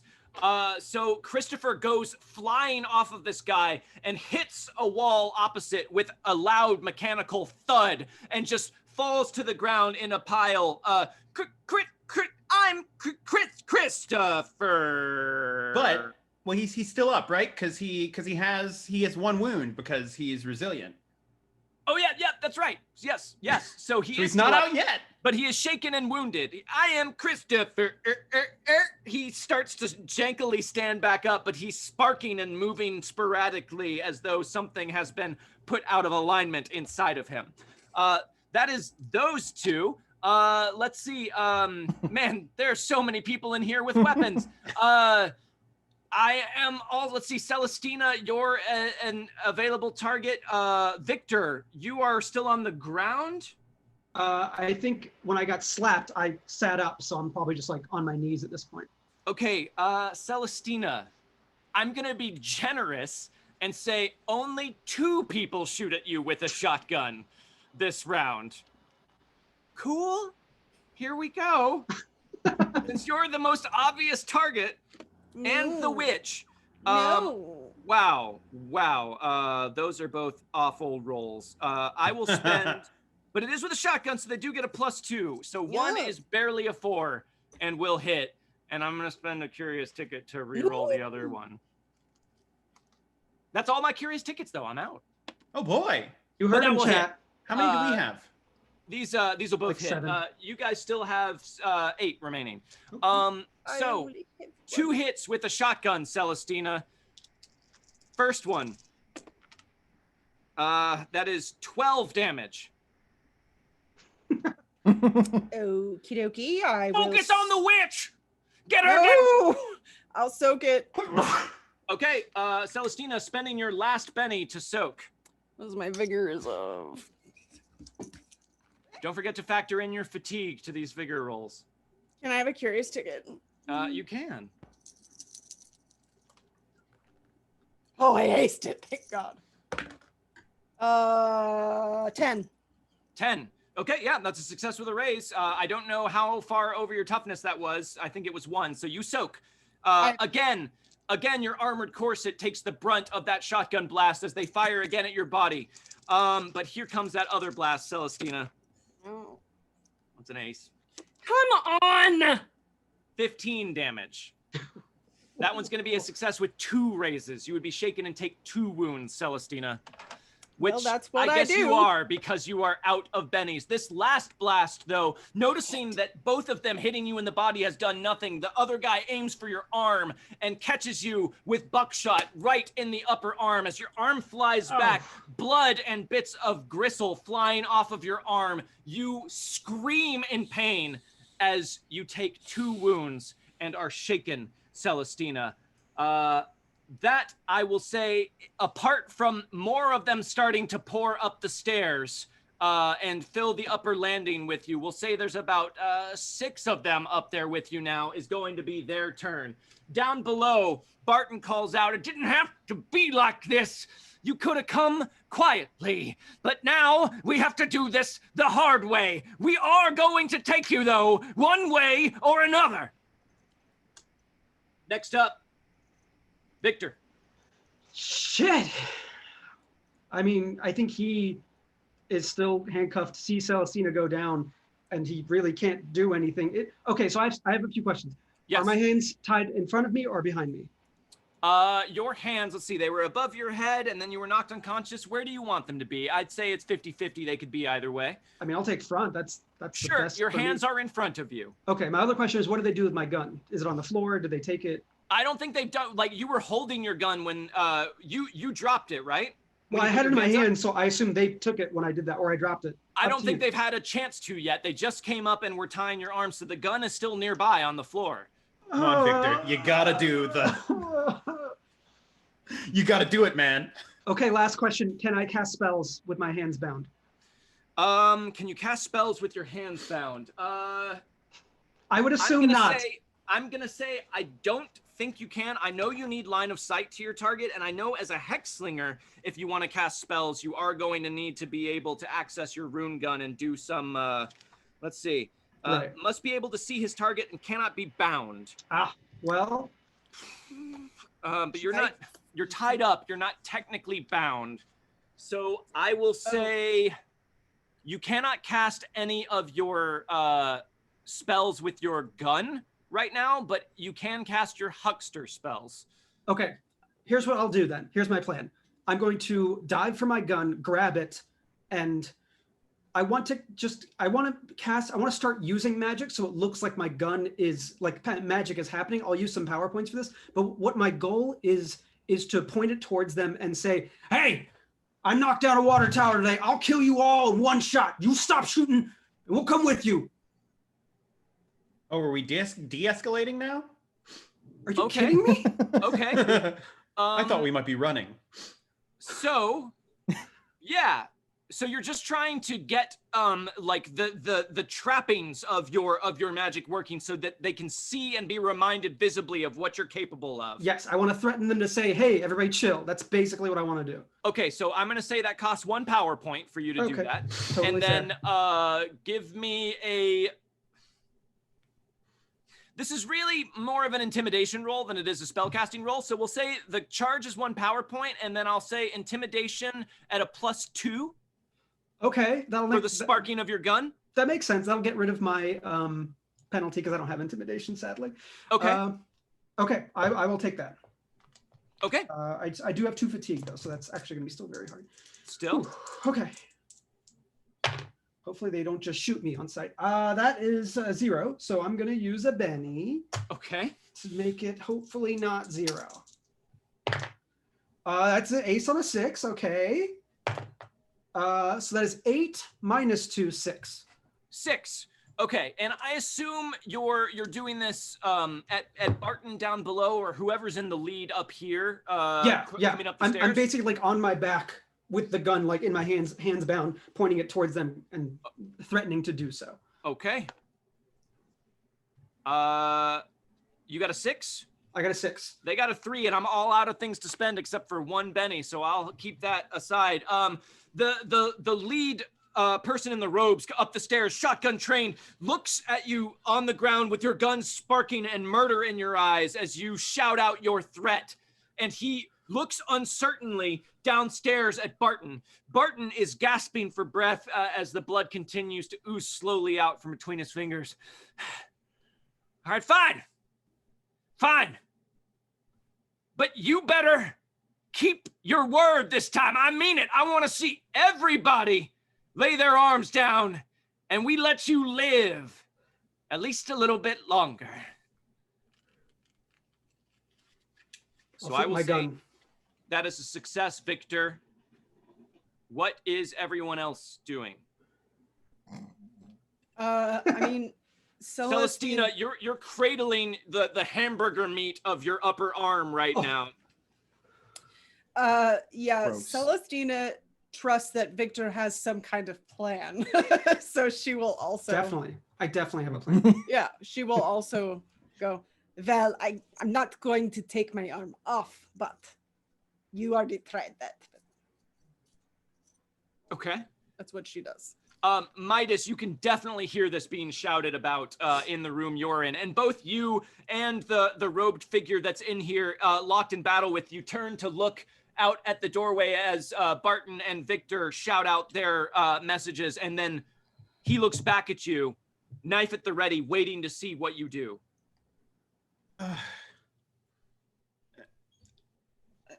I mean, I guess I'll stand down. Okay. Can I still like get my I have my weapon though, right? Yes, you do. You were able to access all of your things. Do you want to make a stealth roll to try and hide them on your person, or? I think I just like will lower it. Okay. Wait. I don't think I'm necessarily gonna hide it. Okay.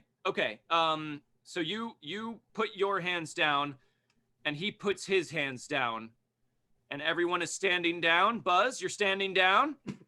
I am laying down. Fair. Yeah. All right. Come out slowly. So you all kind of make your way out to the banister. Yeah. Tie them, bind them, take them to the jail. We have preparations to attend to. So here's what happens, folks. They bind you. They take your weapons. They take Christopher. And I think they would take anything on you that looked dangerous. But Midas, they have seen what your Buchanan balls can do. Do you have anything else on your person? Nope. No? I mean, I have some pills and stuff. Okay, all right. They, I sure hope you have a plan, Victor. they'll probably take those as well. And they tie you up and they march you to the jail. As all of this is happening, a light rain begins to fall outside in Purity. And not too long after, we catch up with all of you inside the jail here on Roll20. All of you have been placed into a cell and left under the care of 2 younger men. One of them identifies himself as a deputy and is taking no small amount of pleasure in seeing all of you behind bars. Buster, at this point, you have regained consciousness and you wake up in this jail cell. Yeah, wakey wakey there, guitar man. Everybody doing all right? Everybody feeling comfy? Actually, I have a few ideas about how you could make this space a little bit nicer. Hey, you want. I don't want to hear anything from you, witch. Actually, that's a really good point. they know what you are capable of, Celestina. I'm gonna say you are bound and gagged because they don't want any sort of witchcraft or anything coming from you. And They clearly don't know what they're doing. Victor, you might be in much the same position. They took your gun from you, but just to be sure, they have you gagged as well. So Victor and Celestina are gagged. The rest of you are tied up. Oh yeah, what's that? I couldn't hear you through the cloth in your mouth. You trying to put an evil eye on me, sister? Hey, listen, kid. I don't Deputy think. Hodds. Sorry. Deputy Hodds, guitar man. He says, Sure. proudly showing you his deputy badge. Sure. Yeah, the 10 don't make you a lawman. You know that. I got this here badge here says otherwise, guitar man. Back me up here, Leighton. And he looks back behind him. You see another young male deputy just sort of sitting in a chair at a desk. His eyes look red and his gaze is somewhere far away. He seems to be barely paying attention. What's with you tonight? I'm sorry, you were saying, guitar man? I'm saying I would not pressure our dear friend here with your taunting. See, you may think that she has no powers the way that she's tied up like this, but actually that's where she's strongest. So it seems you have been played a fool. My friend, no one knows what they're dealing with. And damn, can I get some water, please? Why, you look a mite feverish. You feeling all right? Well, Or I'd like... a little under the weather. You sure you want some water from me? Are you sure there won't be something extra in it to make you feel a little bit better? Oh, see, that's what I thought. You would be a law-abiding person. You might have some water for us lowly prisoners here. So, I abide by the law of Buzz purity. is talking to him, Yeah. can Midas kind of like try and make his way over to Celestina? And I want to like try and pull out my healing unguent from unguent. Unction? I think they took those. All my stuff? They right. searched you guys and took all of your stuff before putting you in jail. You have proven to be more resourceful than they planned for. They're not going to make the same mistake twice. Okay. As you start moving, Deputy Hodds goes to the holster at his hip where Victor's gun is currently residing. Hey there. Don't make any sudden moves. I got this fancy magic piece here. I'd hate to blow your head off with it, sir. No, you don't. You are not touching that. You're touching that? Oh, I'm touching it. Are you an idiot? You know what that can do, right? You've seen it. Yeah? If it's in someone else's hands, the demon that's inside of that thing, it's going to get mighty angry. Do you want that thing to like explode in your hand or what? You're probably just fooling, he says, but you can see by his expression that maybe he hadn't considered that, and he reholsters Victor's gun at his side.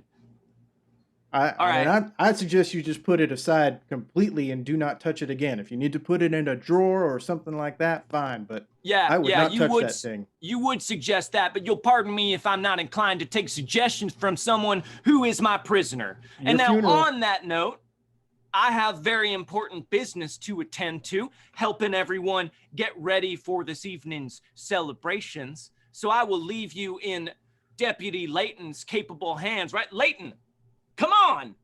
Look alive, man. You got to look after these prisoners. Well, I'm going to go help Mr. Williford get prepared. And he just makes a noise of disgust and turns on his heels and walks out of the jail, leaving Deputy Leighton there looking somberly over at all of you and then turning away and staring back into the middle distance. Looking around, can we see any like keys or ways to unlock the cells? Yes. So you are all in the same cell together, Celestina, but you can see a ring of keys on Deputy Leighton's belt, and you can see, give me a notice roll. Woo! I aced it, which is good. That is a 7. 7. That's with your minuses all factored in. Yes. Good roll. You can also see what looks like an additional ring of keys hanging on the wall at the far end of the outside of the jail area. And which way is he? Oh, on the outside of the jail? Well, not out like the door? outside of the cells. Oh, inside okay. of there's a peg on the wall where another ring of keys is hanging. And which way is the deputy currently looking? Well, a deputy's kind of looking in your direction, but off to the side. He seems preoccupied. So when I see a moment that he doesn't really seem to be paying attention to us, I would like to switch into a raven. Well, here's the thing, Celestina. You are currently bound, so you will not be able to do that right now. I can't even shape change bound? No, unfortunately, you do not have the freedom of movement to cast your magic. However, I like where your head's at there. Deputy Layton just kind of looks over at all of you in the jail cell and says, "Sorry about Hodds. He's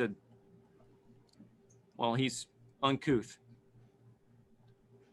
Yeah, I should say he is uncouth. You don't happen to have any clean water that I could have?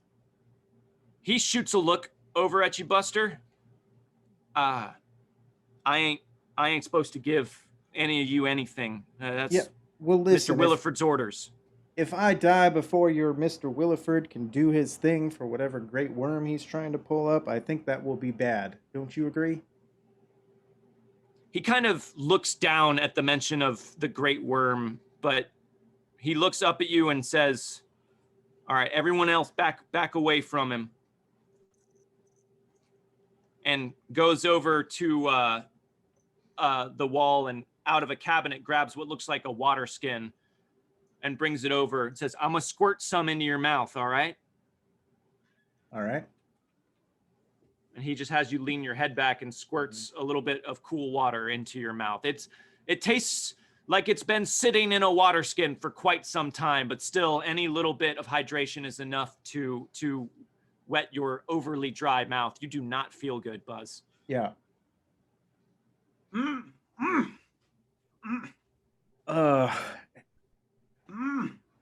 you excuse me for a moment? And I'll kind of go over to Victor. No. Hey, you stay away from him. You're not supposed to. You're supposed to stay in different corners of your cells, all right? And he puts his hand nervously on the gun at his hip. I will shoot you. Oh, I have no doubt that you would shoot us, Deputy. I believe you are a man of honor. What I meant to say was that we seem to be in a predicament of proportions which we do not know fully the size of. What do you know exactly what's to come of us today, Hey, just so that we can mentally prepare? As you're asking this, Buster, it sounds like you're wanting to engage with Deputy Layton somewhat socially. And the next encounter, combat or otherwise, is indeed a red zone. Oh. No meta resources allowed of any kind. You guys called no. it. You were right. It's the red zone card. So the only things that are in play are your bennies, and we will say the adventure deck card as well. Oh my God. Okay. Well, then, if we're doing a engagement here, are we like drawing cards for it, or are we just? No, I'm just saying it sounded like Buster was getting ready to try and convince him to reveal some information. So I'm saying rolls during this scene are a red zone. I guess I'm just saying, if I use my card to give everyone +2 on traits, will it like work for everyone once, basically? Is that how we're gonna do it? Since we're out of combat, I'll say if you want to use your card in this scene, I'll let you call out what you want to give everyone a +2 on. You can give everyone a +2 on one action. Okay, and I'll let you decide that, Midas. Yes, then Does that work for you? Yeah. Mm-hmm. Okay. So you are spending your inspiration card to see if you all can't get out of this situation in a different way.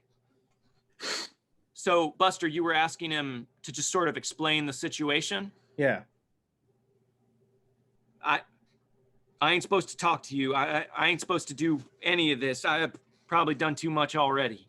Well, if we're meant to to be sacrificed or whatever, like I would like to know a little bit more about what we're being sacrificed for. I have that right at least. Every condemned man has a right to last words, and I'm asking for your words to be the last ones I hear.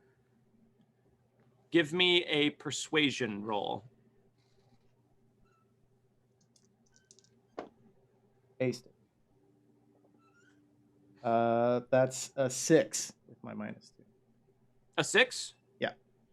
Okay. He kind of looks at you for a moment and takes in your words and says, "Yeah, no, that's fair. I suppose this night ain't worked out the way any of you expected it to. And you don't have to call me deputy, all right? I ain't no real deputy. Oh no? No, I'll wear this badge because Mr. Williford tells me to, and because I know my way around this here building, but the marshal's dead. And I'm ashamed to admit that I was a part of that. This all got a bit out of hand. You understand? Yeah, Mr. Williford came to town talking about this nice stuff at first, how we were going to make Purity, you know, a place people would come to. Folks would want to come out in droves and live here, make it a new capital of Kansas. He was saying that was at first.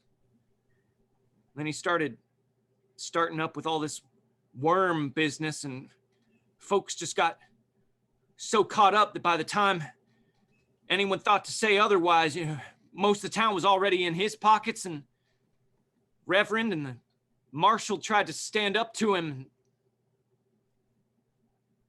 Well, they ain't around no more. And now we're supposed to do this big sacrifice tonight on the night of the full moon to bring this great worm to us, to give us everything it is that we were wanting, and then that was supposed to be them folks that and he starts to tear up a little bit, that my brother Harlan brought in. You see, that was his job. He was supposed to find some drifters, some wanderers, and get them all liquored up so it'd be easy. But then you folks came to town. Yeah, out of character. What was Harlan the guy who was hung? Harlan is the guy who was hung. Okay. I tried to stop him, but he thought maybe he could make a big scene, get you folks and your ill-timed traveling show to leave town and maybe spare some lives. But Harlan was your brother? Yeah, he was my brother. I guess that's right. And you're going to help the people who hung him? Listen, all right, Harlan made his choice, but I'm going to do what I got to do to stay alive. Well, no. Okay. Get that. Yeah. Now, have you ever heard of the sunk cost fallacy? You are going in on something that is a bad decision because there are already bad things into the decision. But that's not. You don't need to go. Just because you've already made some bad decisions doesn't mean you can't make a good decision now, is what I'm saying. And helping us, getting us out of here could stop these people who killed your brother, who are hurting this town. Give me a persuasion roll, Midas. Can I support? Most definitely, Buzz. We'll let you do that first. How do you want to support? I will also do a persuasion and just be like, the way they done your brother, no one should have to do that. No one should have to see that. That's just too much. I felt him fall. All right, give me a persuasion roll to support, Buster. I'm going to use a Benny. Okay, you can use that. Mm-hmm. I aced it. That's a 9. A 9. Okay, that's a success with a raise. It's going to be a +2 added to your persuasion roll, Midas. All right. Go ahead and make your roll. My persuasion roll. Is it a -2? So now it's just a regular All right, roll. flat roll. Because I got my tongue tied. So that's a 5. A 5, which is a success. As you both speak to him, he stands there for a moment and looks down, stroking his chin anxiously, and then looks back up. All right. To hell with it. Listen, these folks ain't no friend of mine, all right? As far as I'm concerned, the whole town's gone crazy and they killed my brother. So, maybe we can work something out here. What do you suggest?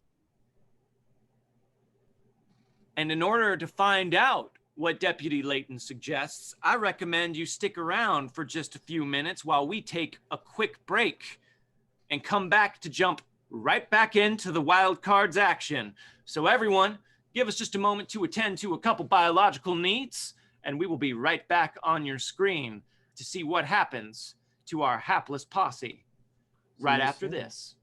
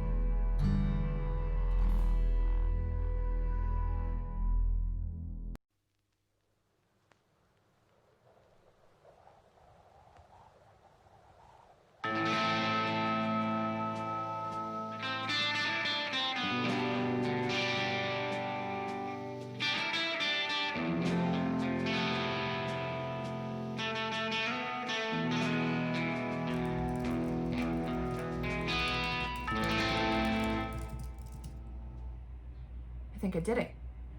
I think I'm in. Hey, Saving Throw, it's Jamie from the Dragons and Things Network.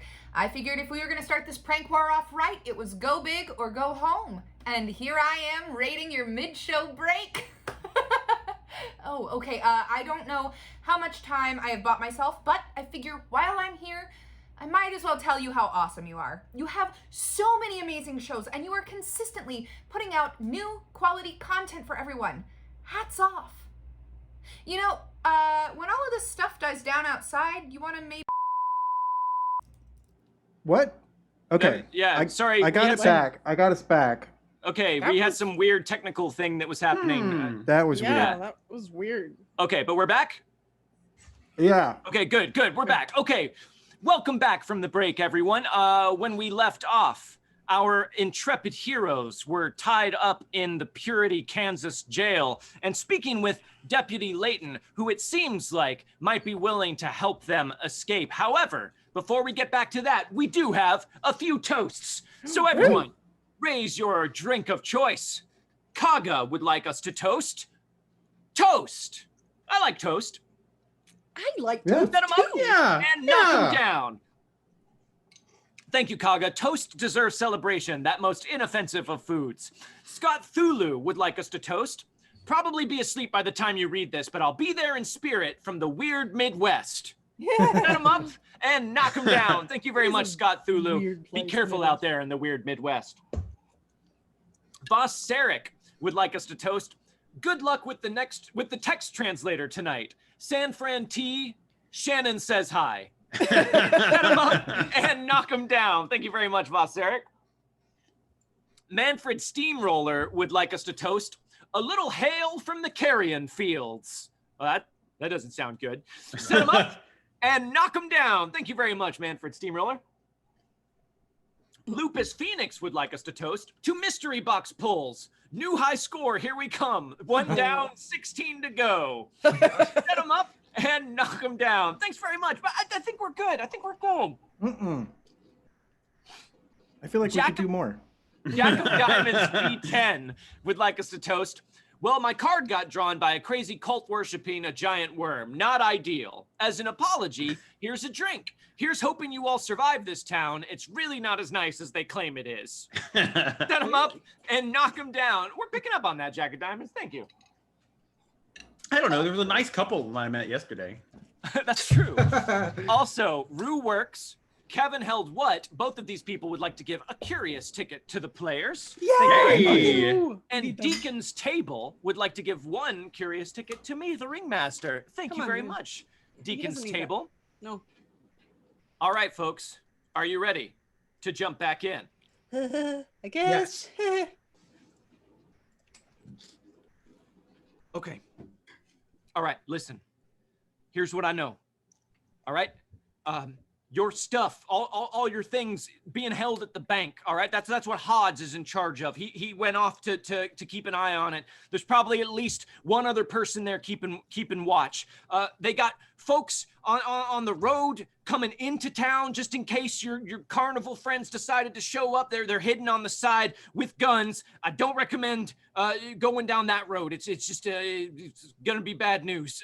And then I think there might be a couple folks doing like a perimeter guard, but other than that, everyone else is up at the church. Well, the temple, helping Williford prepare for the sacrifice, which is going to be soon. And if you don't get out of here soon, I don't know that I'll be able to help you much. Did he Right, now untie us? What? Did he untie us? He hasn't done anything yet. He's Okay. just talking to you after you guys got through. Now listen. All right, I can let you out, but shit, you're probably gonna have to knock me out. Otherwise, it's gonna look like I let you go. Sure. Yeah, I think we could. We are performers, my good friend. We can make anything look real. Listen to me. Okay, if I do this, you have to promise me you will do what you can to survive and get away from this place, all right? Otherwise, Harlan will have died and I might die for no reason. Also, look, if you have to run, if they suspect you, there's a couple miles west of town right now. There's a caravan of people, and if you tell them that you helped us, they might be able to just give you shelter for a little while, help you out. Talking about your carnival folk? Yeah, they're not going to trust you, but if you let us out of this jail, that means something. Well, if it comes down to it, I suppose I can make my way over there. Now, here. All right. Now, I'm trusting you. I'm taking you at your word. I'm trying to help you here to honor the memory of my brother. All right. Now, don't make me regret it. All right. And he reaches for the keys at his waist and comes over to the jail cell door and unlocks it and steps back with his hands up. All right. But we're bound, yes? Yes. Everyone is bound. All right. I will, like, push open the door and just be like... Okay. All right. He pulls a knife out from his belt and just starts sawing through the ropes that bind you, Buster, until he cuts through them. Right. And then Midas, he'll move over to you and do the same. But he looks nervously at Victor and Celestina. I heard things. I don't want no trouble. You have our word. We will just knock you out. All right. Okay, all right, hurry. Let's be quick about this. Hodds could come back any minute. And I'll undo Victor. All right, as he goes over and cuts your binding, Celestina, and takes your gag off. Now, I can't do anything about that arm, miss, but you folks look to be in bad shape. I think the marshal had something around here, and he goes over to a cabinet and opens it and starts pawing through it, and then pulls out what looks like a small bottle and blows the dust off of it. Oh, yeah, here we go. He's got a bottle here of Dr. Coinky Dink's Pep Up Potable. This might help you out at least a little bit. This, of course, is available because the mysterious strangers unlocked an invigorating tonic. Ooh! I don't trust it. Well, it is one of them new science things, so I rightly understand, but I figure any port in a storm, right? And he hands the bottle of Dr. Coinky Dink's Pep Up Potable to you folks. Now, I'll let you know for free. You swallow this, you make a vigor roll at a +1. If you succeed, you remove a point of fatigue. You succeed with a raise, you remove 2 points of fatigue. You crit fail, it turns into acid in your insides and burns you from the inside out. Solid. Good. So good. Weird sounds West, so man. fun. I love it. He gives you that, you have it. Okay, now listen up.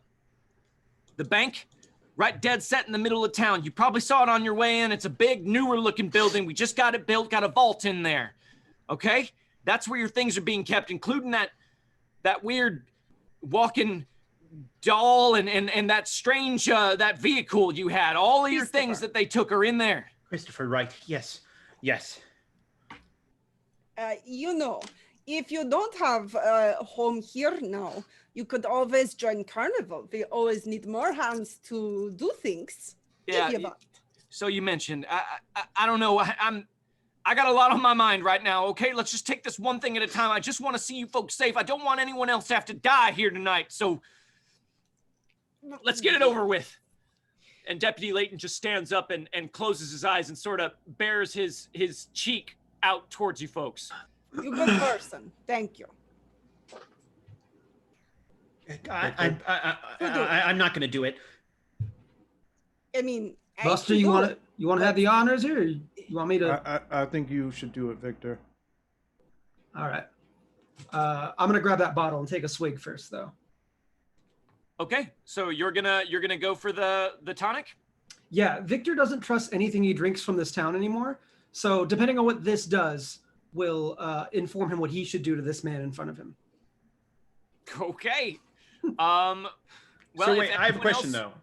Is the bottle just one use? It is one use. So oh, it's one person? We should probably use it on Dom then. Oh, he's got the never fatigue, mind. Right? Never mind then. Yeah, I thought it was for everybody. Never and mind. Meghan has 2 fatigue and 2 I have wounds. 1 fatigue. You have 1 fatigue and 2 wounds, right? It's just the one dose. Does he have a gun? Layton does. Yeah, that is him. You mind if I borrow your gun? I'm not gonna shoot you. I suppose that makes sense. You would maybe I walked too close to the cage and you took my gun and you used your dark magic on me and then yeah, look, you can bark up whatever story you want once they talk to you, but I just need your gun. If it helps, I think the dark magic story, I think that was a good one. I think that's a good story. They'll believe it. You really should join the carnival. You got a mind for these things. Anyway. Yeah, all right. He takes his gun out and after a moment hands it over to you, Victor. All right. I ain't gonna lie, this is gonna smart quite a bit, so. All right. I'm ready when you are. Just tell me when it's gonna happen. I'm gonna hit him as he says that. Okay. I'm ready when you are. Just tell me. And you punch him directly in the face and just uppercut him. His head pops back and he slumps against the wall, out cold. Oh. All right, folks. Painful. Good job, Victor. Is he definitely going to be okay? Yeah, who gives a It's not shit? good for you to be knocked unconscious. He's not, but I mean, he's better than he get killed by town because he helped us, right? I guess that's true. Celestina? Yeah. You all right, Celestina? You took a. No, I hurt a lot. I don't like it. Well, if we can get to my things, I can help. I have some potions, some unguents that will help, but we've got to get there soon. Okay, let's do that. I can. I have a question actually, out of character. Yes. For shape change, I assume. I mean, I think it. I take all my wounds and everything with me, right? Yes. Okay, so okay. Okay.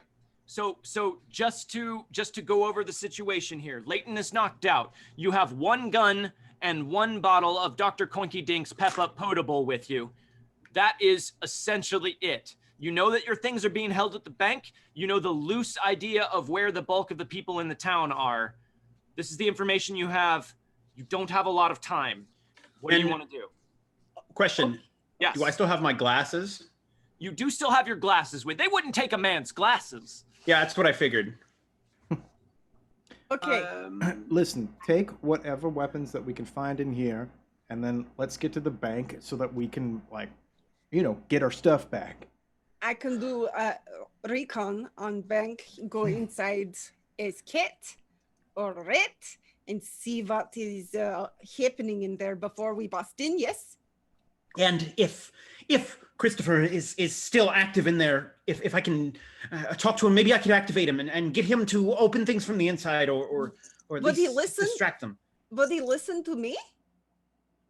Or is it only your voice? Well, I haven't been able to get Christopher to just respond to general voice intonations at the moment. Right now, he only responds to my particular timbre of voice, but That's probably for maybe best. one day. All right, Celestina, yeah, if you think you're up for it, then maybe take a look at the bank and see how things are up over there, see how many people we might be running into. Victor, you find all the weapons we can in this place. Right. Midas, is there anything here that you could use? If there's a gun, I could try. I might just have to be lookout. I've still got my glasses. I can see in the dark. There's nothing you can make out of the stuff that we have here? Maybe. Can I look around and see if there is enough like loose stuff lying around that I could like jury rig set stuff up to potentially jury rig a bolt in the future? Yeah, give me a notice roll, Midas. Okay. Can I look for a weapons cabinet? Yeah, give me a notice roll as well. So I got a 6. A 6? Okay, that is a success. So you start looking around and you see various metallic odds and ends, what looks like a dented tankard, an unattended couple of spurs. And it seems like actually they didn't fully take everything out of your apron. You do have a couple odd wires in there as well. So with everything there, yeah, you might be able to rig something up, Midas. There might be enough ghost rock dust just sort of in my apron that I could... It's okay. What did you get, Victor? Can I use a ticket actually? So I'll get a 3. No, because we're still in a red zone. Oh, that's right. Then I got a 3. Leave the Wait, jail. can I use, since I used my card, can I give it You the can. +2 on that since You I can give him forgot to use it on anything? Oh, You can give him a +2 for his inspiration. So, Great. does then that it's a 5. change? That's a change it 5. to a- That is a success. Looking around, Victor, while Midas is scrounging for parts, you notice over in the corner underneath what looks like an old coat, there is kind of a locker that's standing up. And when you go over to it and pull it open, there are 2 shotguns in here. Okay. I'm going to grab one and toss it to Buzz and grab the other and toss it to Midas. Buzz, give me an athletics roll. Yeah, this is sort of me testing him anyways. I like that. Where is Vika? Where is Vika? Can I call Vika like far away? Phone. Well, I don't know that Vika is all that far away, actually. If you start calling for her, you probably hear a from outside as the light rain comes down, and you see a bedraggled and very wet and annoyed Vika fly up to the barred window of the Oh. jail. Vika, you look so bad. I'm so sorry. He's okay. What'd you get, Buzz? Oh no. Oh, you're muted. You're muted. Oh.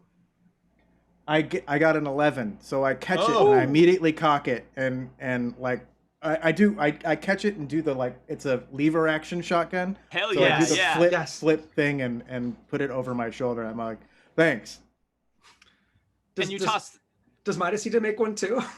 Well, sure. Now, I'm just Midas, curious. give me an athletics roll.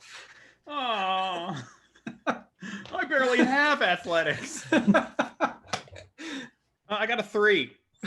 3. That is a failure. So as you toss the other gun to Midas, he just sort of like fumbles it in the air and then it falls to the ground. God damn it, Midas. Well, I didn't know you were going to throw a gun at me. Yeah, it's my fault. Yeah, sorry. Midas catch goes those. down to the ground and picks the gun up. You catch Buchanan balls so well, you would assume, right? Yeah, you know what? For some reason, it's just really easy for me to catch those. It's almost like they're guided back to me. I mean, of course they're not. That would have to be something I would have had to built into them somehow. But no, it's just, I think I just have an intuition for it. Yes.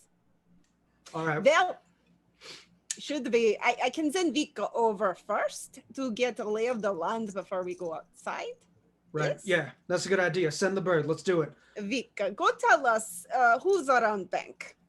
Okay, so actually, you say that to Vika, and Vika sits on your arm and looks at everyone else, and then just takes off and flies out the door and into the rain and the darkness outside. So you all just wait for a few very long, awkward, pregnant moments, waiting for anything to happen, not knowing if the next figure that comes through that doorway is going to be Vika or is going to be someone to lead you to your dooms. And then with a flutter and a burst of wind and rain, Vika comes flying back in and skids to a halt on the ground. Now the rest of you cannot understand any of this. This is just cawing and squawking to you. Cold! Wet! I'm sorry. Yeah, it's very much appreciated. Lots of extra treats for you when we get back. Vika shakes herself off and then seems to regain her composure and hops over to you, Celestina, on the floor. Yes, but you Two men. Many things. Shiny things. Ah, yes. I like those too. Okay, Vika say 2 men and lots of shiny things, which I assume are our things. Also, probably maybe money. Huh, it is bank. All right. Yeah, we can handle a pair. Y'all ready to move? Now, All right. I assume, Vika, is that just outside? 2 men outside. Inside. Inside? Oh. Outside. Far away, men. No more. Vika sees. Wait, you Alright. see men far away? Vika? Yes. Like not anywhere near here. Just you'll see them off this in this. Holding small sons. Oh, There's oh, people making the perimeter that Lawton told us about. Yes, yes. Okay, okay. Just 2 then. I don't even know that I need to go in there like Kate. Okay, I got an idea. Oh, good. If it's raining right now, we could use that maybe as cover. If you're up to it, Celestina, to maybe give us a little bit of like fog or mist or something that Oh. might be brought up anyway in this kind of thing, so that we can sort of track across the road and then get into that bank maybe Yes. without anything. Yes, I can do this. Not hard. And I think I found enough here to do, I don't know, to take out maybe 1 or 2 people. That may be It'll all we tight, need. But All right, we ready? Yes, I will want to get fairly close and figure out where we want to go in because I can't make very big fog, Okay. right? I can't, right? How are you planning on making the fog? I would do it with elemental manipulation, essentially, probably using fire to heat up the water. You could do that, or you could manipulate the water to cause it to condense into Either way. into a fog. I will say, yeah, you can't make a whole lot of fog with elemental manipulation, but you can make enough to give you all a +1 bonus to your stealth when it counts. Okay, sweet. I do this thing. Right now, or are you waiting to do it No, until I'll you wait get over until there? I'll wait until we get over there. Okay, so the plan is to get over to the bank and then have Celestina create a little fog to obscure your approach so that you can get close to do what it is you need to do? Yeah. Okay. Yeah. Hoping that the information you have from Leighton and Vika is correct, that most of the people are either out on guard or in the church or temple or whatever it may be, preparing for the situation.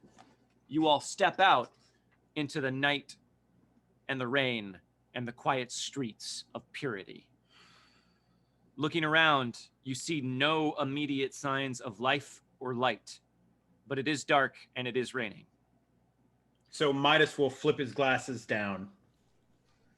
All right, so you flip your lenses in place over your glasses, and all of a sudden the night brightens up in a stark black and white relief, and you look around.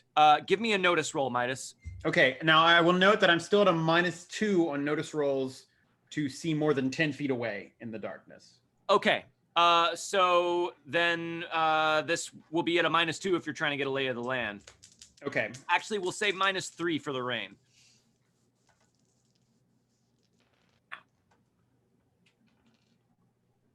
I got a 9, so it's a 6. A 6. All right, that's a success. You spend a little time peering out into the darkness, looking up and down the street and into the windows of any buildings you can see nearby. Midas, you don't see anything except for what looks like a dim bit of lantern light coming out of a building that, based on Leighton's description, appears to be the bank, just up the street a ways from where you all are. Apart from that, you see no other signs of life. I think there's someone at the bank, but I don't see anyone else around. Someone outside bank? Just one person seems to be holding a lantern of some sort. Okay. Not outside the bank. The light's coming from inside the bank. Oh, okay, yeah. Um, There's some sort of light from inside the bank. yes. How far from the bank are we again? Sorry if you said that already. I did not say it. Probably about 150 feet. Okay. So I think I will sneak a bit closer, and then I can start fog so that you all can use it as cover. Yes. I mean, Sure. if you think you can do that. I think so. All So, right. using the shadows of the buildings nearby, I would probably.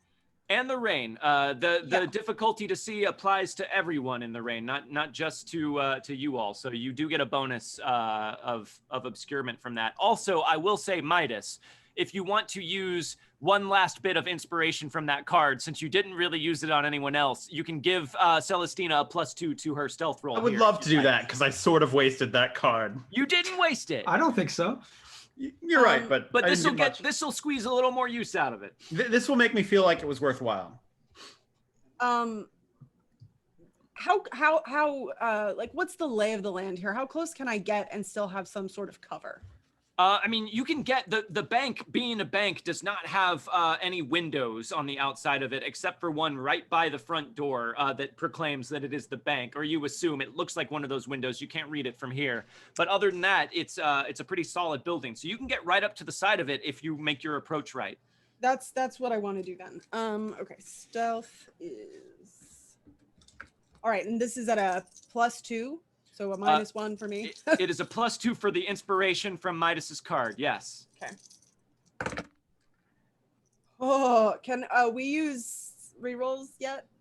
You can. We are now outside of the. Yes, you can use a curious ticket. Can I have? Thank you. Oh, I aced it. Much better. I don't want an 2 from before. So that is a 9. A 9. Okay, success with the raise. So Celestina, you creep out into the darkness and the rain, and you look up and down the street. You can't see hardly anything through all of the obscurement to your vision, but you can dimly see the little bit of light coming from inside the bank in the direction that Midas pointed. And crouching low and trying to stick to the shadows, you scurry across the street and then go from building side to building side, making your way methodically and carefully over to the bank until you are standing on the side of it, just to the side of the building from the front door and the window looking inside. Okay, so once I'm there, I want to, and I think before I left, I probably said, once you see the fog, I'm going to drop it in front of the door so that hopefully it'll kind of blow in once the door, or whatever entrance they go into. Okay. And I want to add a +1 power point for the shroud power modifier. Okay. So that, let me see where it is in here. It dims, slightly obscures the target so that attacks suffer a -1 penalty and a +1 to stealth for anybody in that. Okay. So we will say that if you successfully cast the power, you create a really dense cloud of fog right outside of the door. And with the shroud power, not only will they get the +1 to their stealth, they'll also be everyone will be at a -1 to hit them as long as they stay in the fog cloud. Yay! Okay. Nice. Here we go. Oh, neat. Can I have a reroll? You can. The opposite Curious of neat. ticket. Oh, that's better. That's a 5. Oh, good. That's a success. Also, Tipsy Flipper would like to give 1 curious ticket right back to the table. So you all Yay! have Thank that you. there. You So need it. spend your points, Celestina. Done. And you raise your hands over by the door. And as you do and start to chant underneath your voice, the water starts to coalesce from the air around. The rain gets pulled into an ever-thickening cloud of fog that begins to billow and build up outside the closed front door of the bank. From within the bank, you can hear the sound of what sounds like Deputy Hodds loudly talking from inside. All right. You all down the street may not be able to see this too clearly, but Midas, with your ally lenses on, you can definitely see the fog building up outside the bank door. All right. It seems like it's working. All right. How's the plan to pull them out into the fog, or? Pull them out into the fog? Yeah. Not a Well, bad idea. I don't know if we want to draw attention outside and bring the people who are patrolling around into the mix as well. If we can Alright. somehow just move in there with the fog, guns a-blazing, like we might have a little bit more time, and we'd have the cover of the bank if someone tried to come after us. All right, Yeah, guns yeah. blazing. Right. See if we can find a way in. Yeah. All right. All right, let's move go. up. Okay. Will the worst of you at stealth give me a stealth roll? Okay. It might be Not me. including me, right? I have a D4. Okay, and I factor in also- all your penalties. I have a D4 I also have a -2 now. D4. D4 -2 for Buster. D4 -1 for me. D4 -1 for Midas. I have D4 -2. Okay, so Buster and Victor roll. Whichever one of you gets the worst roll, that's the stealth roll for the group. Okay. And we get a I plus aced it on both something. dice, so We get a I plus don't 1 know for if- the. So you get that's a fair point. You're gonna get a +3 altogether, +2 for the darkness, +1 for the rain. I forgot about that for you, Celestina. Okay, so it's just a plus 1 actually then. Yeah. Okay, thank you. Then I got a 20. A 20. All right, Yeah. Buster. Rub Well, it in. Mine was Wow. a 1, but the other one was cocked, so You should do. the 20. that's a 6. A 6. Okay, so we're not going with the 20. We're going with the 6. But Dang. a 6 is Sorry. still a success, and that is enough for you all to quietly and not entirely gracefully, as you are tripping over the muddy ground that is beginning to build up in the middle of the street. But you all eventually clamber your way over towards the side of the bank with Celestina as the fog is building up. There is one window into the bank and one door. All right. All right, this is where we go in. Y'all ready? Oh, You, wait. You want to go in the window? Let's at least look through the window first and see if we can see where they are. See where the vault is. Fine. Get your papers in there, toy man. Let's do it. All right, you taking a look, Midas? Give me give me stealth at a +4, Okay. +2 for the darkness, +1 for the rain, +1 for the fog. That is a 6. A 6. Okay, that's a success. Now give me a notice roll.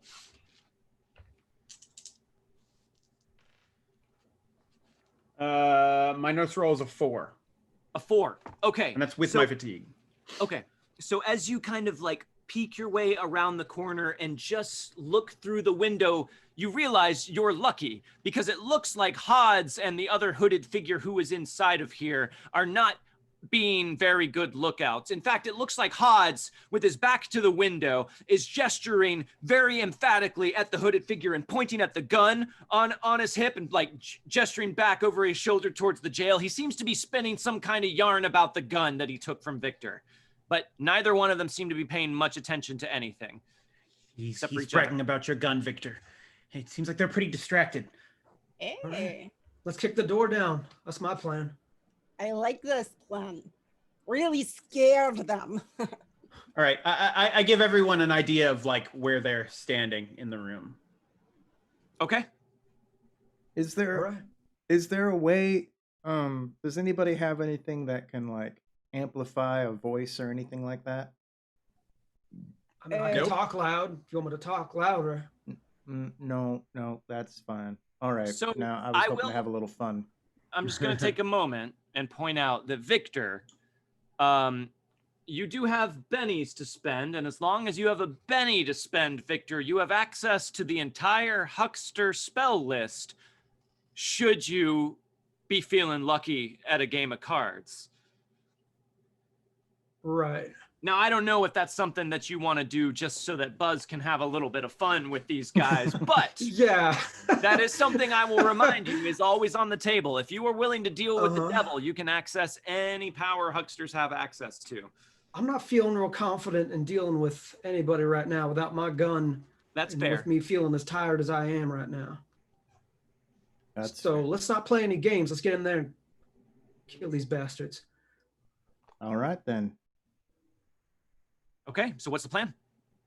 We're gonna kick down the door, and Fog will roll in, and then Okay. we're gonna shoot. Okay, now I will point out, and I think you would all be aware of this, the sound of gunfire is fairly loud and probably likely to draw the attention of folks who are on the lookout for things like that. So if Yeah, you want but to no shoot one your wants guns, to deal with the devil, so I guess we don't have another. I'm just kidding. know, if you want to deal with your guns, that's a ticking clock that starts as soon as you fire the first shot. Sure. All right? So, I could also probably launch one of my bolts to try and start things off. Oh, right. You did make one of those. Yeah. And that's not loud, right? It's not a gun. not overly loud, no. It kind of wheeze a little bit, but it's not that loud. Buchanan, Ti- you think you can talk to Christopher from here? I think I need to get in a little closer. Christopher's in the vault. I don't see him anywhere in there, right? So you can't see all the way into the bank. There is a door behind those two that's open that seems like it leads back further into the bank. You didn't see any of your stuff out in that room, not as far as you could tell. So it does look like there's more to the bank. It might be back there. You're not sure. And it doesn't look like there's any back windows or anything. There are absolutely no back windows to the bank. Yeah. Hey, Buzz. Mm-hmm. I mean, what if we open the door and you pretend you're what's his face back there? Get them out here. And then we don't have to shoot them, is what I'm saying. Pretend I'm Lawton. Yeah. Late. Make 'em- I'm not really a mimic, but I can try. I mean, I heard you sing. You can change those voices if you need to. Look, Victor, I understand that you don't want to hurt these people for some reason, but What? No, I said I wanted to go in there and kill them. I'm trying not to be loud about it. all I'm saying is that it will only take a moment of them yelling out that we've escaped, and it's over. I think we need to strike while the iron is hot. Oh, yes, I agree. I want to light that one deputy man on fire. He was very mean to us, and I don't right. take kindly to that. I get that we all have something against everyone in this town, and I also agree with that. But we've got a lot of people here. This is a fairly large town, and if we start drawing attention to us now, we're going to have a harder time getting out of here. And I think it will draw more attention to us if we try and take these people out peacefully than if we just knock them out as fast as we can. Right. I The think question is how they're- we're knocking them out. Right. yes. Just And I think Victor was there. suggesting that we draw them out and then hit them over the head. That works. That's the idea. Do it painfully. I think we're setting up more variables for failure, but if that's what you think, Wait, what? What variables? well, if they yell out while they're outside of the bank, then there are people right over there, and there are people right over there, and they will hear them. I think that's risk no matter what we do, to be entirely honest. And some yelling might be better than gunshots. That's all I'm saying. Maybe they're just having fun. It's a big night, big sacrifice, worm coming, you know. All right. let's give this a shot. If it ends up in Okay. gunfire, it ends up in gunfire. Right. I can always fly away. Yeah. Right. But you ain't gonna. All right. Oh, Right. you know I never leave all of you. Right. So here's the deal. We're going to bust the doors open. We're going to And be then off to the talk to them. side. And the fog will roll in, and I will call out to them and say that they need help at the jail. And as they come through the door, we hit them over the head. All right. I like it. Sounds like a plan. All right, CFT RPG is going to give one curious ticket to me because they like the way this plan is sounding so good. So, who is standing to either side getting ready to knock them out? Who is kicking in the door, and what is the last person doing? I don't think we need to kick in the door. We probably just need to open it. Sure. I'll stand on the left side of the or right side of the door. Okay. So you're going to hit someone when they come out? Yeah. Who's on the other side? I'll be on the other side. All right. Buster, you're going to hit someone on the way out there. And what are Midas and Celestina doing?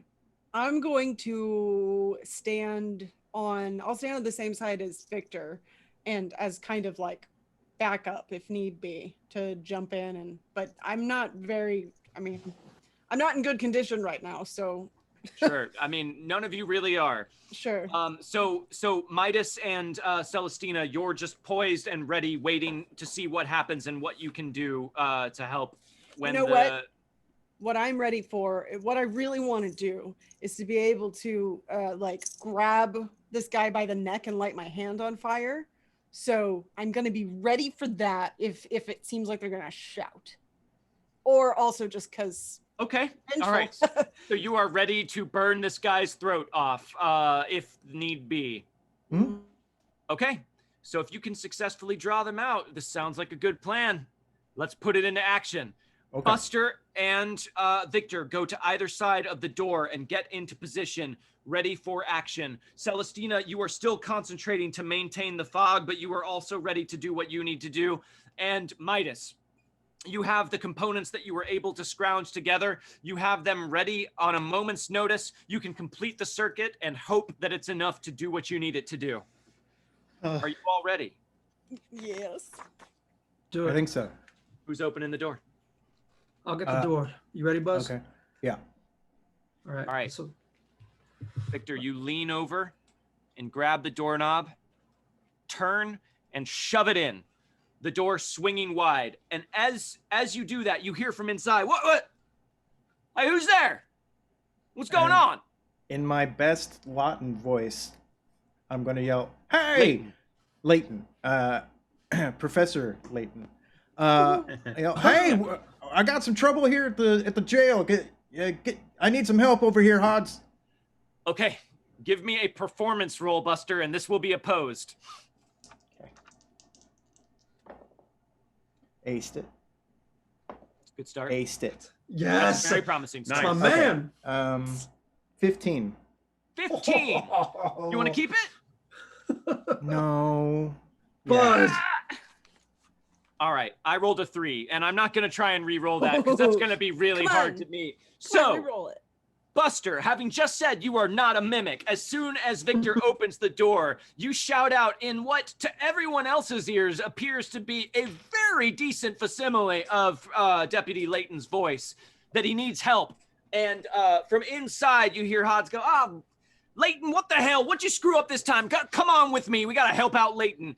And you hear approaching footsteps as they step out into the fog, 2 indistinct figures looking very much like Hods and that other robed figure. Buster and Victor, give me a fighting roll. You each get the drop. So you have +4 to your fighting roll, +4 to your damage. Ooh. That feels good. Even though my fighting is Aced it. not great. Oh, thank God. Aced it. Look at all Yeah, these nice. aces. Okay, That's what we great. need. I got a 6. Okay, that's a success. It's +4. Yes, that's correct. Okay. Minus 2 is 13 plus 4. 17. 17. Okay. So they walk out Hodds is right in front of you, Buster. The other robed figure is right in front of you, Victor. And Buster, as you pull back and get ready to piston your fist in, you hear the flapping of wings, and everything seems to slow down as from out of the night behind you, just a small group of doves come flapping their wings very slowly through the night and flying up. Slow motion doves. The next player to make a fighting roll has a group of doves fly through the scene, making everything cinematic and adding +2 to the roll and re-rolls. That comes from Ghost Hack 9. Nice. We'll add a +2 to that roll and a John +2 Woo. to your damage. Will both of you roll damage for me? Victor, that's a normal hit +4. Buster, that is a hit with a raise +6. Oof.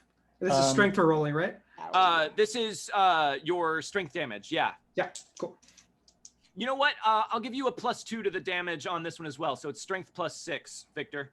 Gotcha. Doves help you out here too. Okay. I got an 8 with that. An 8? Yeah. Okay.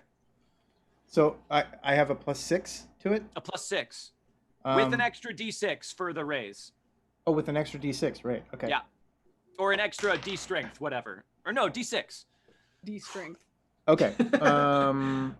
That's 12. Actually, you did hit with a raise. If you want to spend a curious ticket, you can roll your performance instead of the D6 using our new setting rule. If your performance is more than a D6, otherwise it wouldn't be useful yet.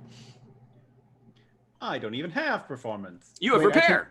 I can roll performance instead of my strength, or instead of. So if you want to use our new setting rule, you can spend a curious ticket, and instead of rolling the extra D6 for your raise, you can roll your performance die type instead.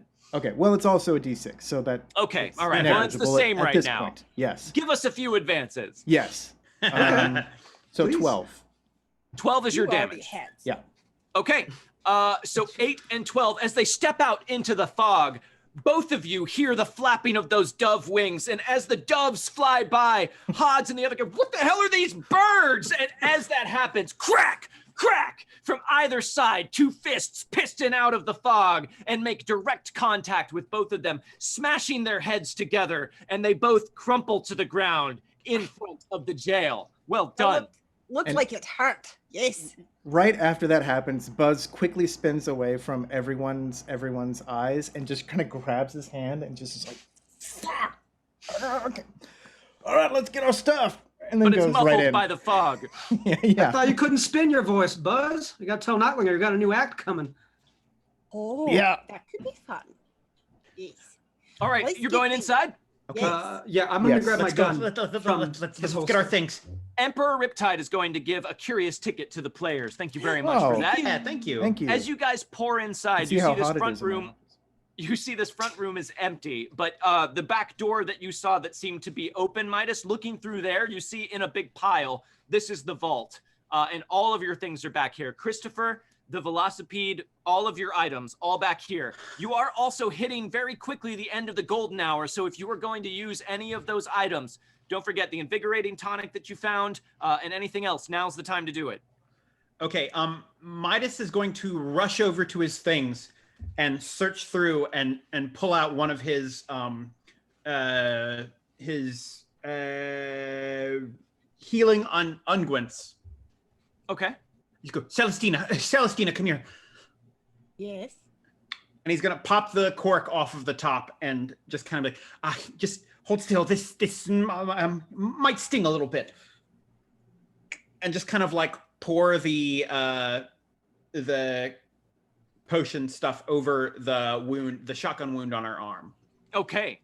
As this thick substance glittering with powdered ghost rock comes pouring out of the bottle and onto the wound on Celestina's arm, what does she need to roll? So I believe she needs to roll a healing roll, but I am getting to the page right now. I think it's vigor. Or no, is it natural healing? I do. I think she makes a natural healing roll like immediately. And What is a natural healing roll? That is, natural healing roll is vigor, actually. That is vigor. So. But let Okay. me just check. Do I put my negatives to this? Yes. Wow. Can I get? Okay, so actually it says success on the vigor roll. Oh yeah, it's imbibers must make a vigor roll when ingesting any of the liquids listed below. Critical We'll say failure pouring on it the roll. on a wound will also work. Okay. Can I get a reroll? A curious ticket. Yes. You basically have to ace, I think. I did. Oh, good. There it That's is. important. It is. I got an 8. An 8? Yeah. That's a success with a raise. I believe that would heal 2 wounds. Sure would. Okay. So as he, yes. When he does that and he goes, it might hurt. It like sizzles and steams and she goes and she turns to you and she looks really vicious. I'm sorry. Thank you. That really hurt, but thank you. I appreciate it. I won't kill you this time. But It'll feel better now though. It does indeed. As that thick liquid starts to slide off of your arm, you can see it is leaving behind pink, newly healed flesh, as though your wound had taken over a week to heal up on its own in just moments. Is this like a fountain of youth thing? No, it's just something I bought. I took some supplies with me when I left working at Smith & Robards. Oh, that kind of thing. Well, thank you for letting me use it painfully. Yeah, I don't have many more, but we can't do much with if you've got a hole in your arm. True. All right. Everybody got everything? Yes. Yeah. I don't think. Did anyone want to use the Dr. Coinky Dink's Pep Up Potable? Oh, that's a good question. Did the healing thing also get rid of my fatigue, or do I still have that? You still have the fatigue. Okay. So who has 2 fatigue? So I think it should be one of the 2 fatigue team. Mm-hmm. Buzz, you don't Campbell's. look great, so Yeah, Buzz does indeed still look pretty shook up. He's keeping it together and he's holding his own, but he's still sweating. I mean, you all still feel kind of messed up by whatever it is they pumped into your system, but Buzz is looking like he's taking the brunt of it. I will give it a shot. Sure, I'll drink it. Okay, so make a vigor roll at a +1. So factor that into your penalties. I believe that's a -1 altogether, yeah? Mm-hmm. Yeah. Okay, success heals 1 point of fatigue, a raise heals 2. That's not a success at all. Can I re-roll that? With a curious ticket, you may Yes. indeed. Thank you. And I'll just take that curious ticket because Rocky Mountain Games would like to give one to me, the ringmaster. Thank you very much. Rude. I aced it. Yeah. That's oh man, so close. That's a 7. Okay, a 7 is a success, just 1 shy of a raise. So Buzz, as you knock back this potion, which tastes curiously like gingerbread, you feel a little bit of this awful, heavy feeling inside of you start to lighten up. You feel a little bit more energetic, a little bit more vigorous. You still don't feel 100% yourself, but you feel a lot better. Oh well, what do you know? This stuff works. Good, you feel better too, yes? It's Yeah. good. A little bit. Now, A little bit. Victor, just find something make you feel better and we're great. yeah, I'll feel fucking fine once we get back to camp. All right. We're busting ass now, right? Ready to go? Yes, we just get out of here now, right? 1 second, I've just got to check. And I want to go over and see if Christopher's okay. Okay, Christopher is not in great shape. He is definitely bashed up, and you are going to have to repair him when you get a chance to, but if push comes to shove, you still feel like he's got enough functionality that he would be able to be activated if you needed him. As he's over there doing that, I just want to kind of stand right over his shoulder and go, he okay? No. You fix Sorry, it? you startled me. Yes. He survived, yes. I think I can fix him, but some people have no respect for workmanship. Oh, yes. No, they don't. Victor and Buzz, will you both give me a notice roll since Midas and Celestina are looking over Christopher? And Celestina, have you dropped the fog? Yeah. Okay. Probably. Otherwise, you'd need to spend some more power points to keep it going. 6. I got a 7. 6 and a 7. Okay, both successes. As they are looking over Christopher and trying to see what needs to be done, you two just kind of are standing in the room, and you both look out the window. You see across the street, back behind the buildings, there are lights in the building that you thought was a church. But as you watch, you see what looks like a second light, and it's coming and detaching from the church. It looks like someone holding a lantern is moving away from the church and closer to the town.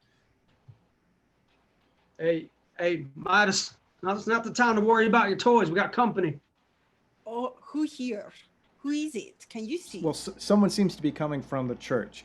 So if we're Light, going I don't know. to get out of here, we should get out of here. I don't know who it is either, but... I think it's called a temple now. Temple. Right. I don't give a shit what it's called. temple. Let's move. weird. Let's get out of here. Let's go. Midas will. Well, I guess we get all our stuff, right? Because it was all stuff that we could like carry with us. Yeah, you got all your stuff back.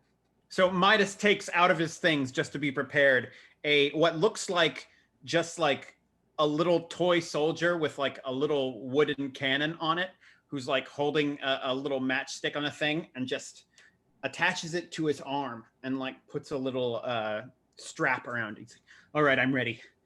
Is my guitar okay? Your guitar is okay. Even though they were not overly gentle with you, they don't appear to have been damaging to any of your items. That's really great.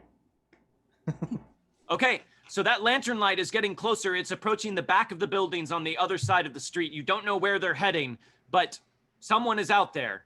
Things are moving. Things are happening. What are you going to do? Toy man, get your eyes out there. Out the front door.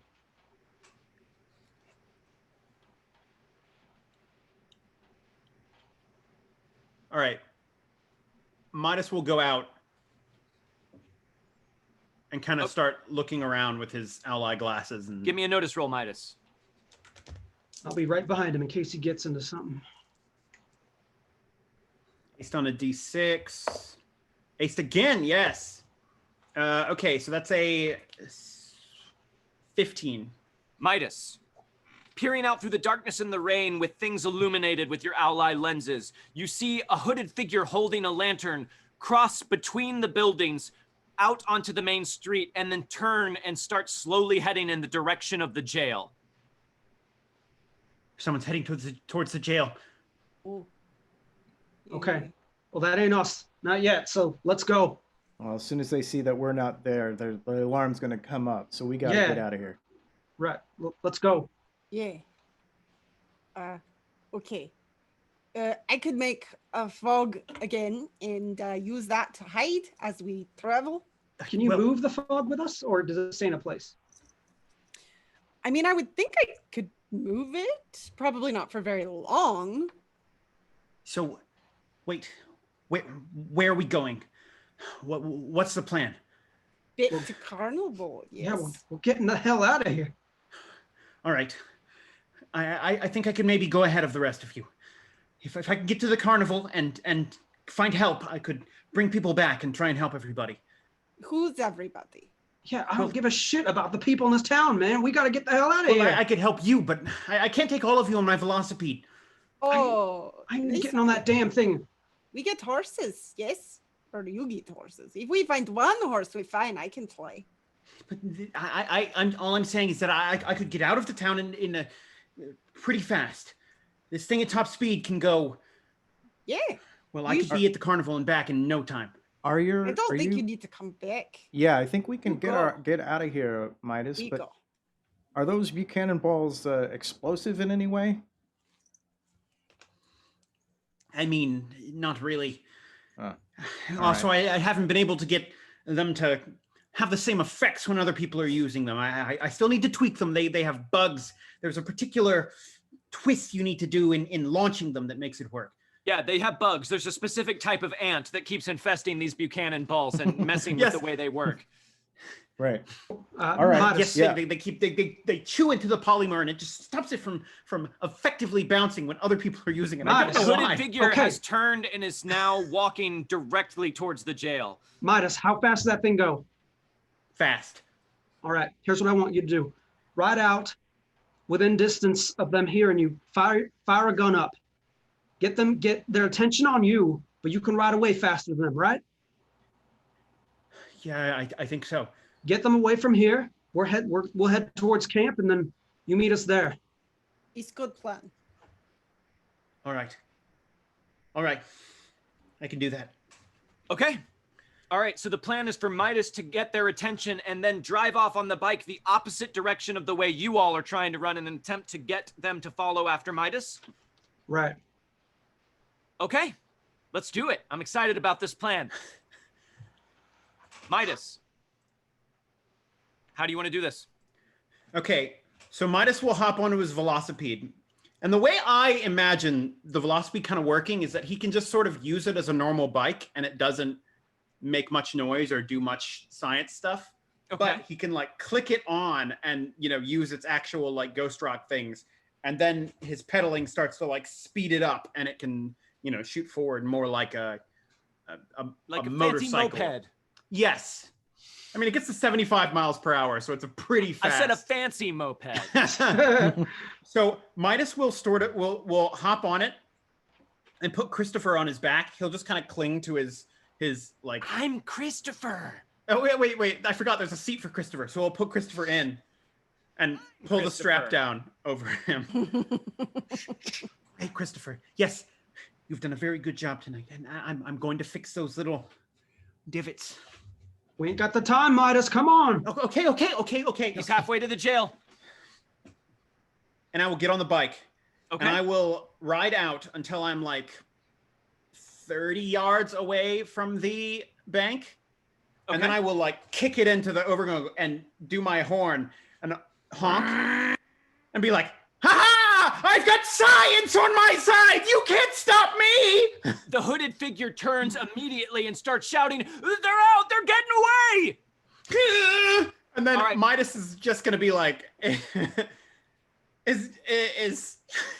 okay, he's gonna yell, hold on, my shrunken friends.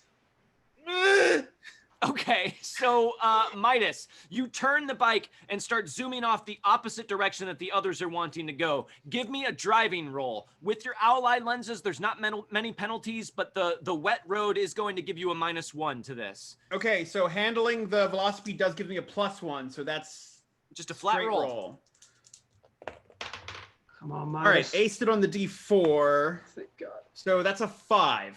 A 5? That's a success. That's all you needed. You skid in the mud and wet of the street and then start picking up speed, heading that direction while you start shouting about science being on your side. The one figure with the lantern takes off after you, and the sounds of his shouts draw a lot more people come streaming out of the temple with lanterns chasing off after you. And as the rest of you watch, a passel of people holding guns come out of the shadows on the edge of town, the direction you needed to go, and take off after Midas, firing. It looks like an opportunity has been opened up for you all to beat your retreat. All right, it's showtime. Let's run like hell.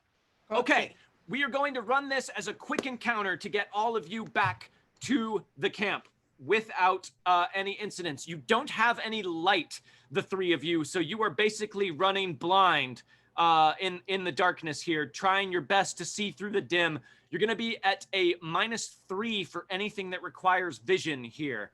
Midas, you are leading them all on a merry chase the opposite direction before you kick it into high gear and circle around to try and head back to the carnival, yes? Yep. Okay. All right. So unless anyone has any other ideas, it sounds like it's just going to be an athletics roll from the three of you and a driving roll from Midas. I was thinking of turning into a raven, and Okay. hopefully if I can, I don't know if that would necessarily help me see better, but I could essentially like fly ahead of them and caw so they can follow the sound. It's not necessarily going to help you see better, but I will say with Vika in raven form as well, the two of you working together, I'll give you a +1 bonus to your notice skills to offset that penalty. Okay. And then, yeah, if you are successfully able to navigate, your calls can help guide the others. Great. That is my goal. Yes. Okay. So make a spell casting roll. I aced it. And that's a 10. A 10 is a success with a raise. Celestina, tell us what it looks like when you use shape change. It is horrifying.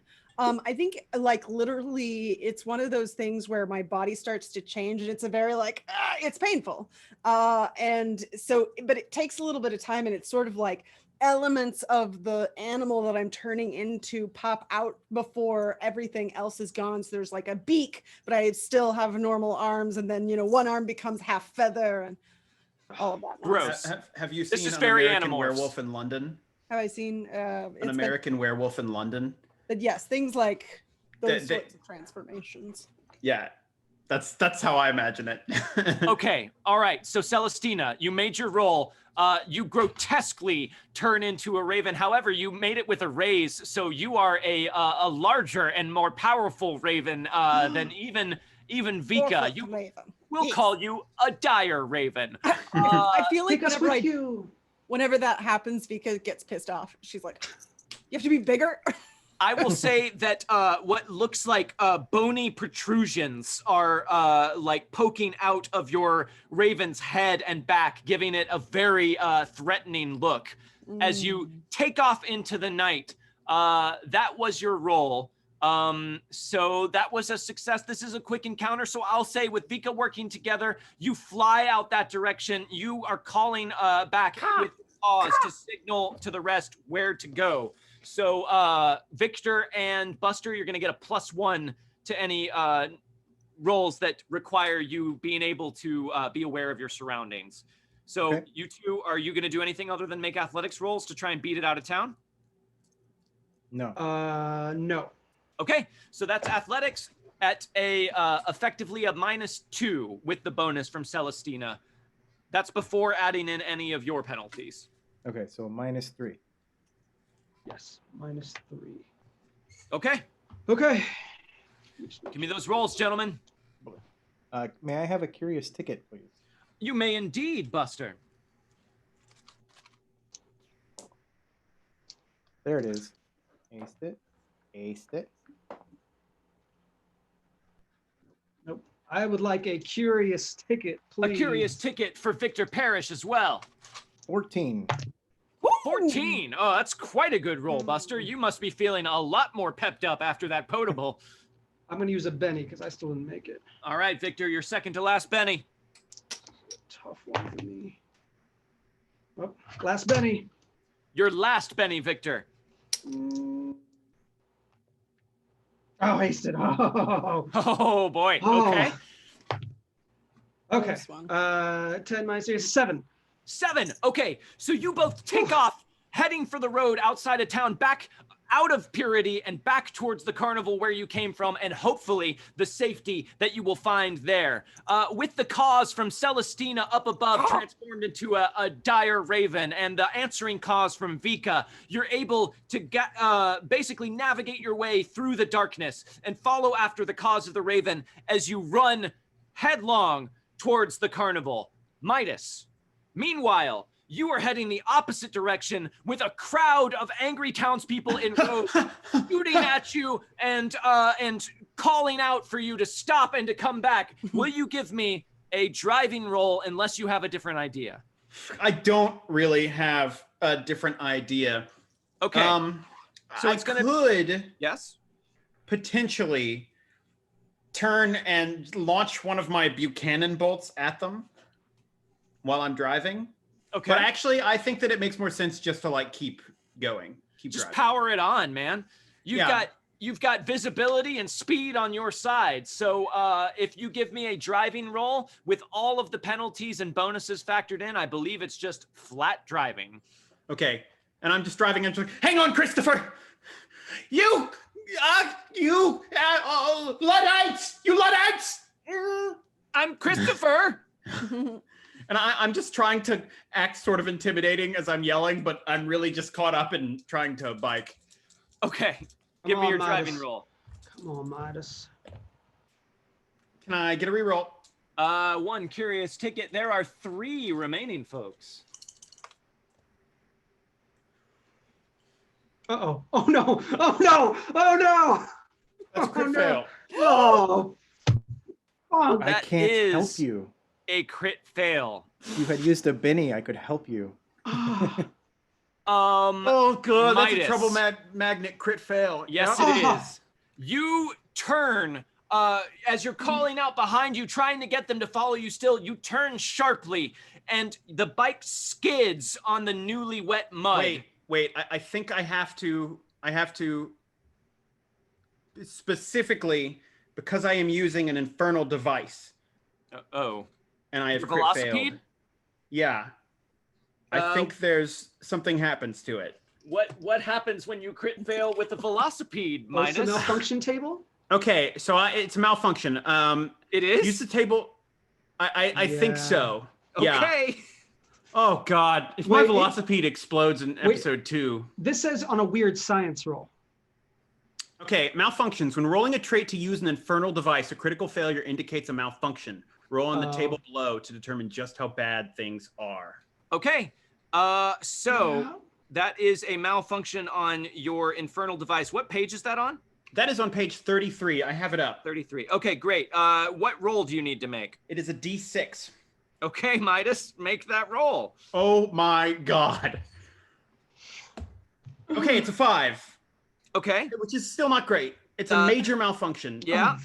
The item breaks down and requires 2d6 rounds to repair. One-shot devices are wasted with no effect and cause fatigue if they are rubbed on, injected, inhaled, or swallowed. But just means my bike broke. It just means your bike broke, or it would if you didn't have the trouble magnet hindrance. But instead, this happens, Midas. As you turn and try to brake, your bike just freezes up. You cannot control it at all. It's like everything has locked, like mud has gotten into the gears. And as you try desperately to keep yourself upright, you hit, going full speed sideways at a skid, a deep puddle. And as that happens, your bike flips forward, sending you flying off the seat. As the bike goes flipping through the air over you, I am going to need you to give me an, well, let's say a agility roll at a -2, Midas.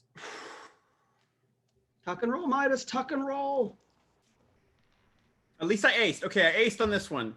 Okay. Okay, so that is an 11 with a -2 in my fatigue. So that is a, that's 8. Okay, so Midas, you just instinctively pull yourself into a ball and go rolling through the ground, avoiding taking any damage or bumps and bruises from this, but your bike goes sailing off into the darkness, and the crowd catches up with you, looking down on you from above with their lanterns. And Barton says, "You're coming with me." Meanwhile, we cut back to the rest of you, finally running around the bend, through the darkness, and into the clearing where the carnival is supposed to be set up, except the carnival is not set up at all. Instead, there is a single large tent in the middle of the clearing, and back behind it, you see the wagons sort of in disarray. In front of the tent, watching the road, you see the familiar figure of Jebediah Nightlinger and his 3 second-in-commands here at the carnival. The very tiny, elderly Asian woman, Mama Lou. The tall and barrel-chested, middle-aged black man with the finely upkept mustache, Leonard Hudson. And the legless mad scientist confined to a infernal chair of his own devising, Eustace T. Ellington, all watching the road as you come running up. Nightlinger calls out, "What is it? What's wrong?" The whole town's after us.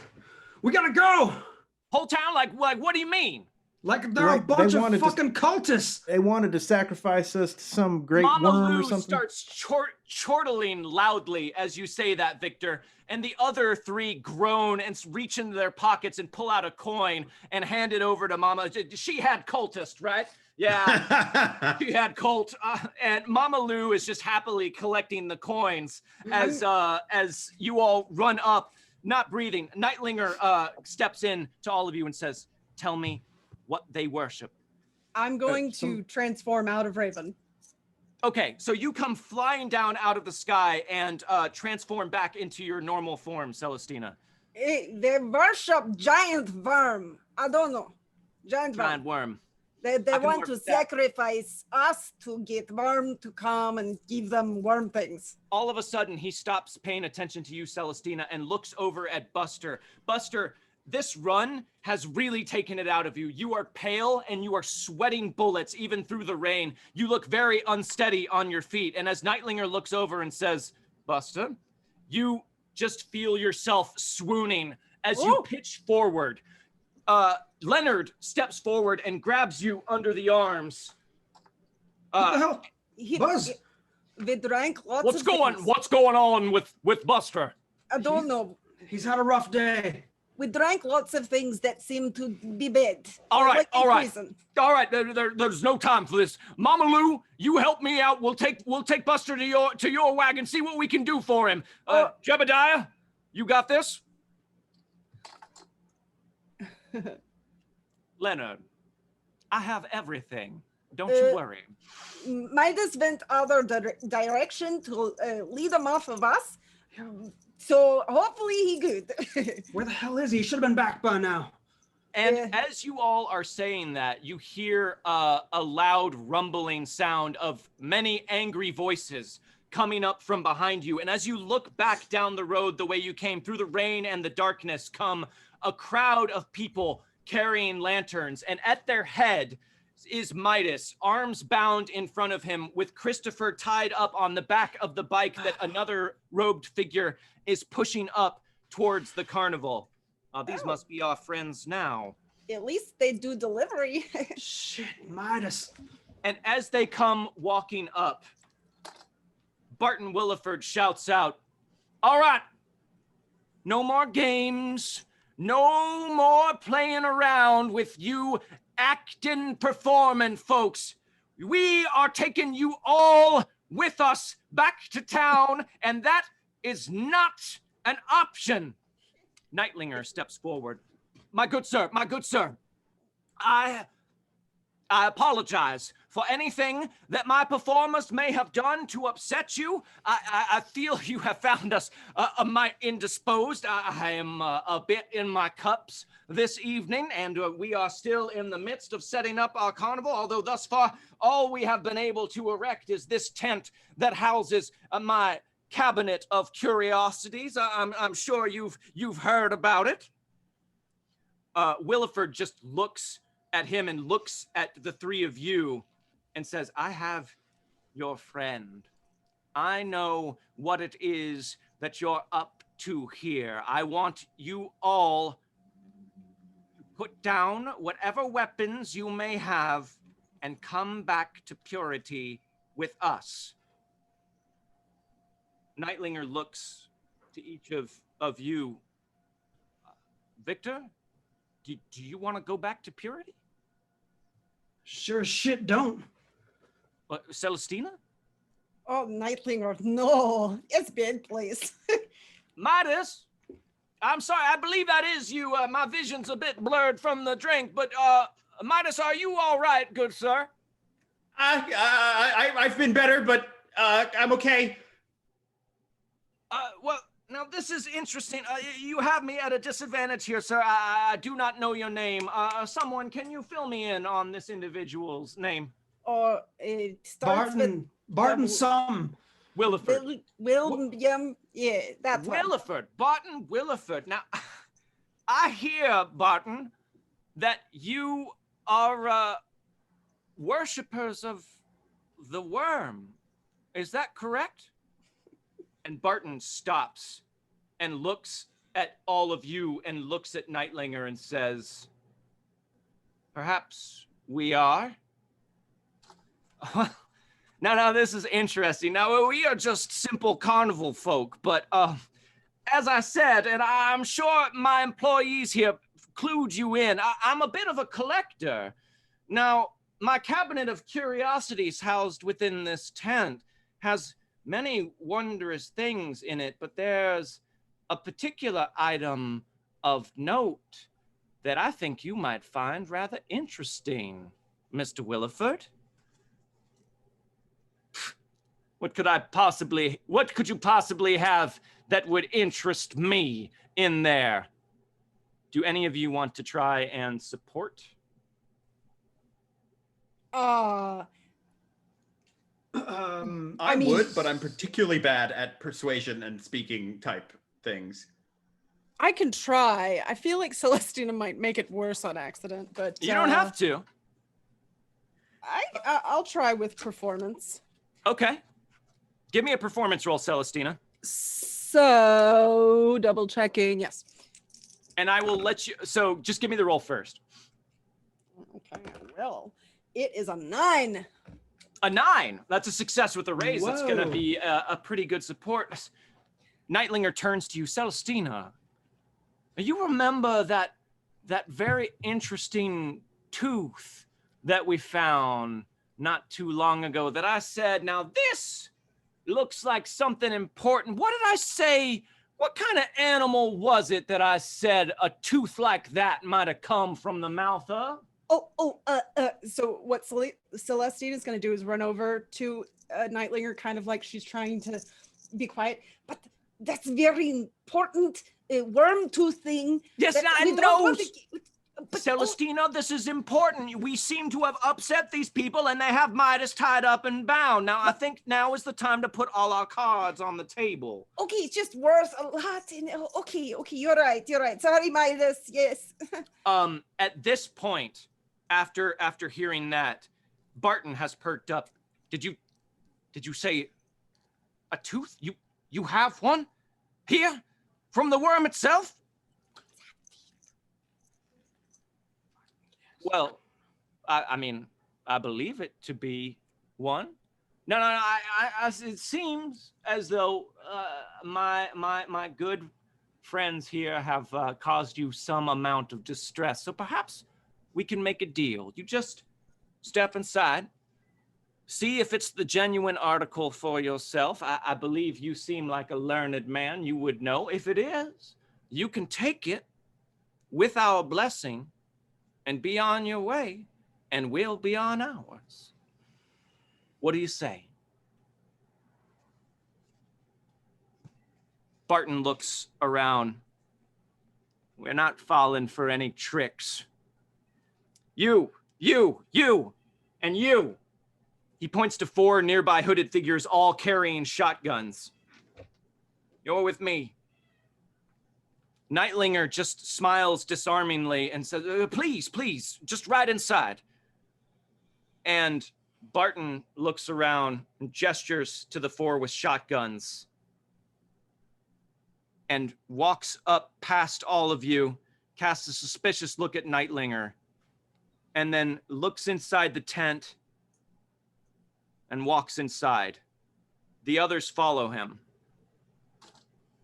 And as soon as they disappear inside the flats, the tent is pulled away from behind, revealing not the insides of a tent, but the faded carved edifice of the House of Mirrors at the Carnival. And as they step in, Nightlinger steps up and slams the door shut behind them and bolts it. As they start pounding on the door and shouting, Nightlinger turns to the rest of the crowd who have moved forward and says, no one moves, or they all die. Try me. I don't recommend.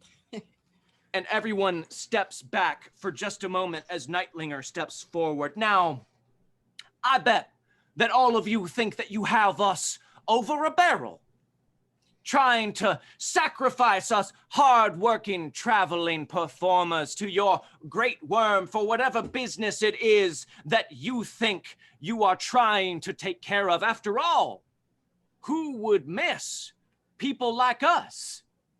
And as the shouts continue from inside of the House of Mirror, you suddenly hear Barton cry out from inside, "Oh my God, what the hell is that?"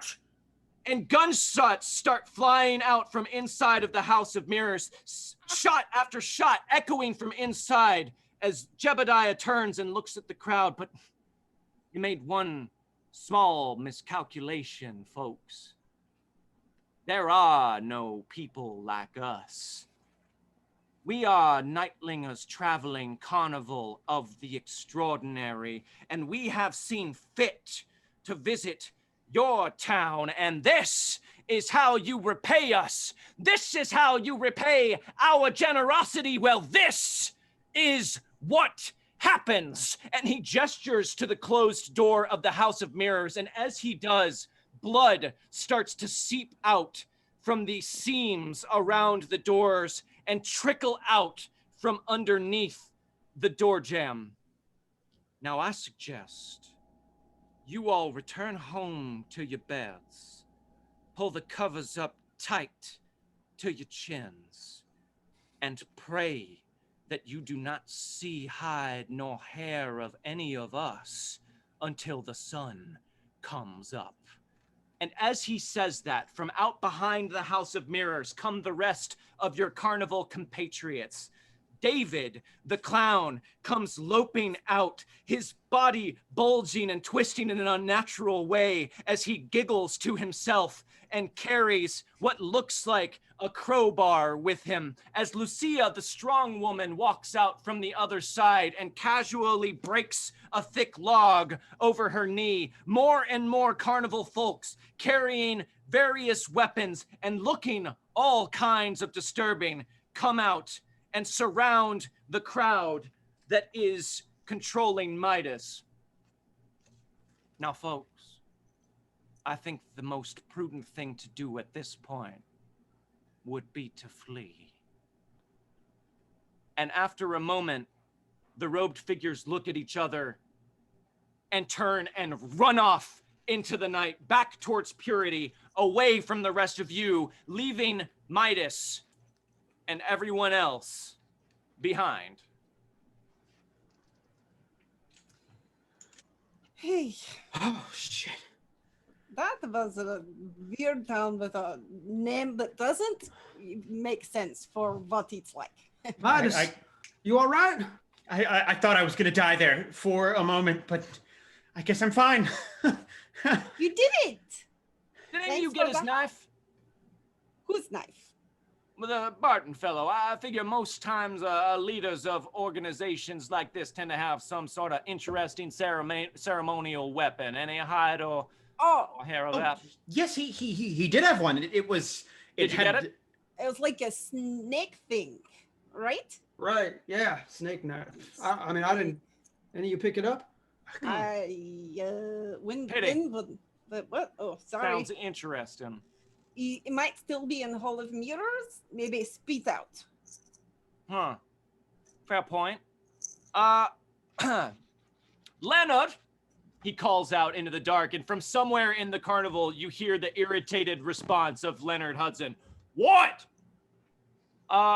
Send one of your current least favorite employees to clean out the House of Mirrors before we disembark. Oh. Folks, I think we have stayed a mite too long in the town of Purity. I never had a great feeling about this place. Perhaps we should pack up and seek our fortunes elsewhere. What say you? Yes. That sounds I'm not mighty good, attached to the boss. place. No. Yeah, I Farewell. don't think we make any money here. All right, then. Onwards and upwards. Let's all get ourselves moving. We can be on the road before dawn and get ourselves a good day of traveling in. I think that I shall retire to my wagon to get a little bit of rest, as I do need my beauty sleep. Yes. Good night to you all. Good night, Nightlinger. Thank you. All right, boss. Thank you, sir. Meanwhile, over in Mama Lou's wagon, you sit up from her ministrations, Buster, feeling a little bit better, but not entirely yourself. Mama Lou sits back, sweating herself from the exertion of her energy healing, and just takes a moment to catch her breath. This sickness, Buster, it grows inside you. I have been able to still it for a time. There was some dark substance in you that fed it and made it grow, but I am afraid this is the best I can do. Still it persists, and still it hungers. Yeah. I know. Listen, I appreciate everything you've done. There's nothing. I mean, do you have any idea what, like, is causing it? This is beyond my ability to heal, boy. I fear that after enough time, it may just take you. Have you considered telling the rest?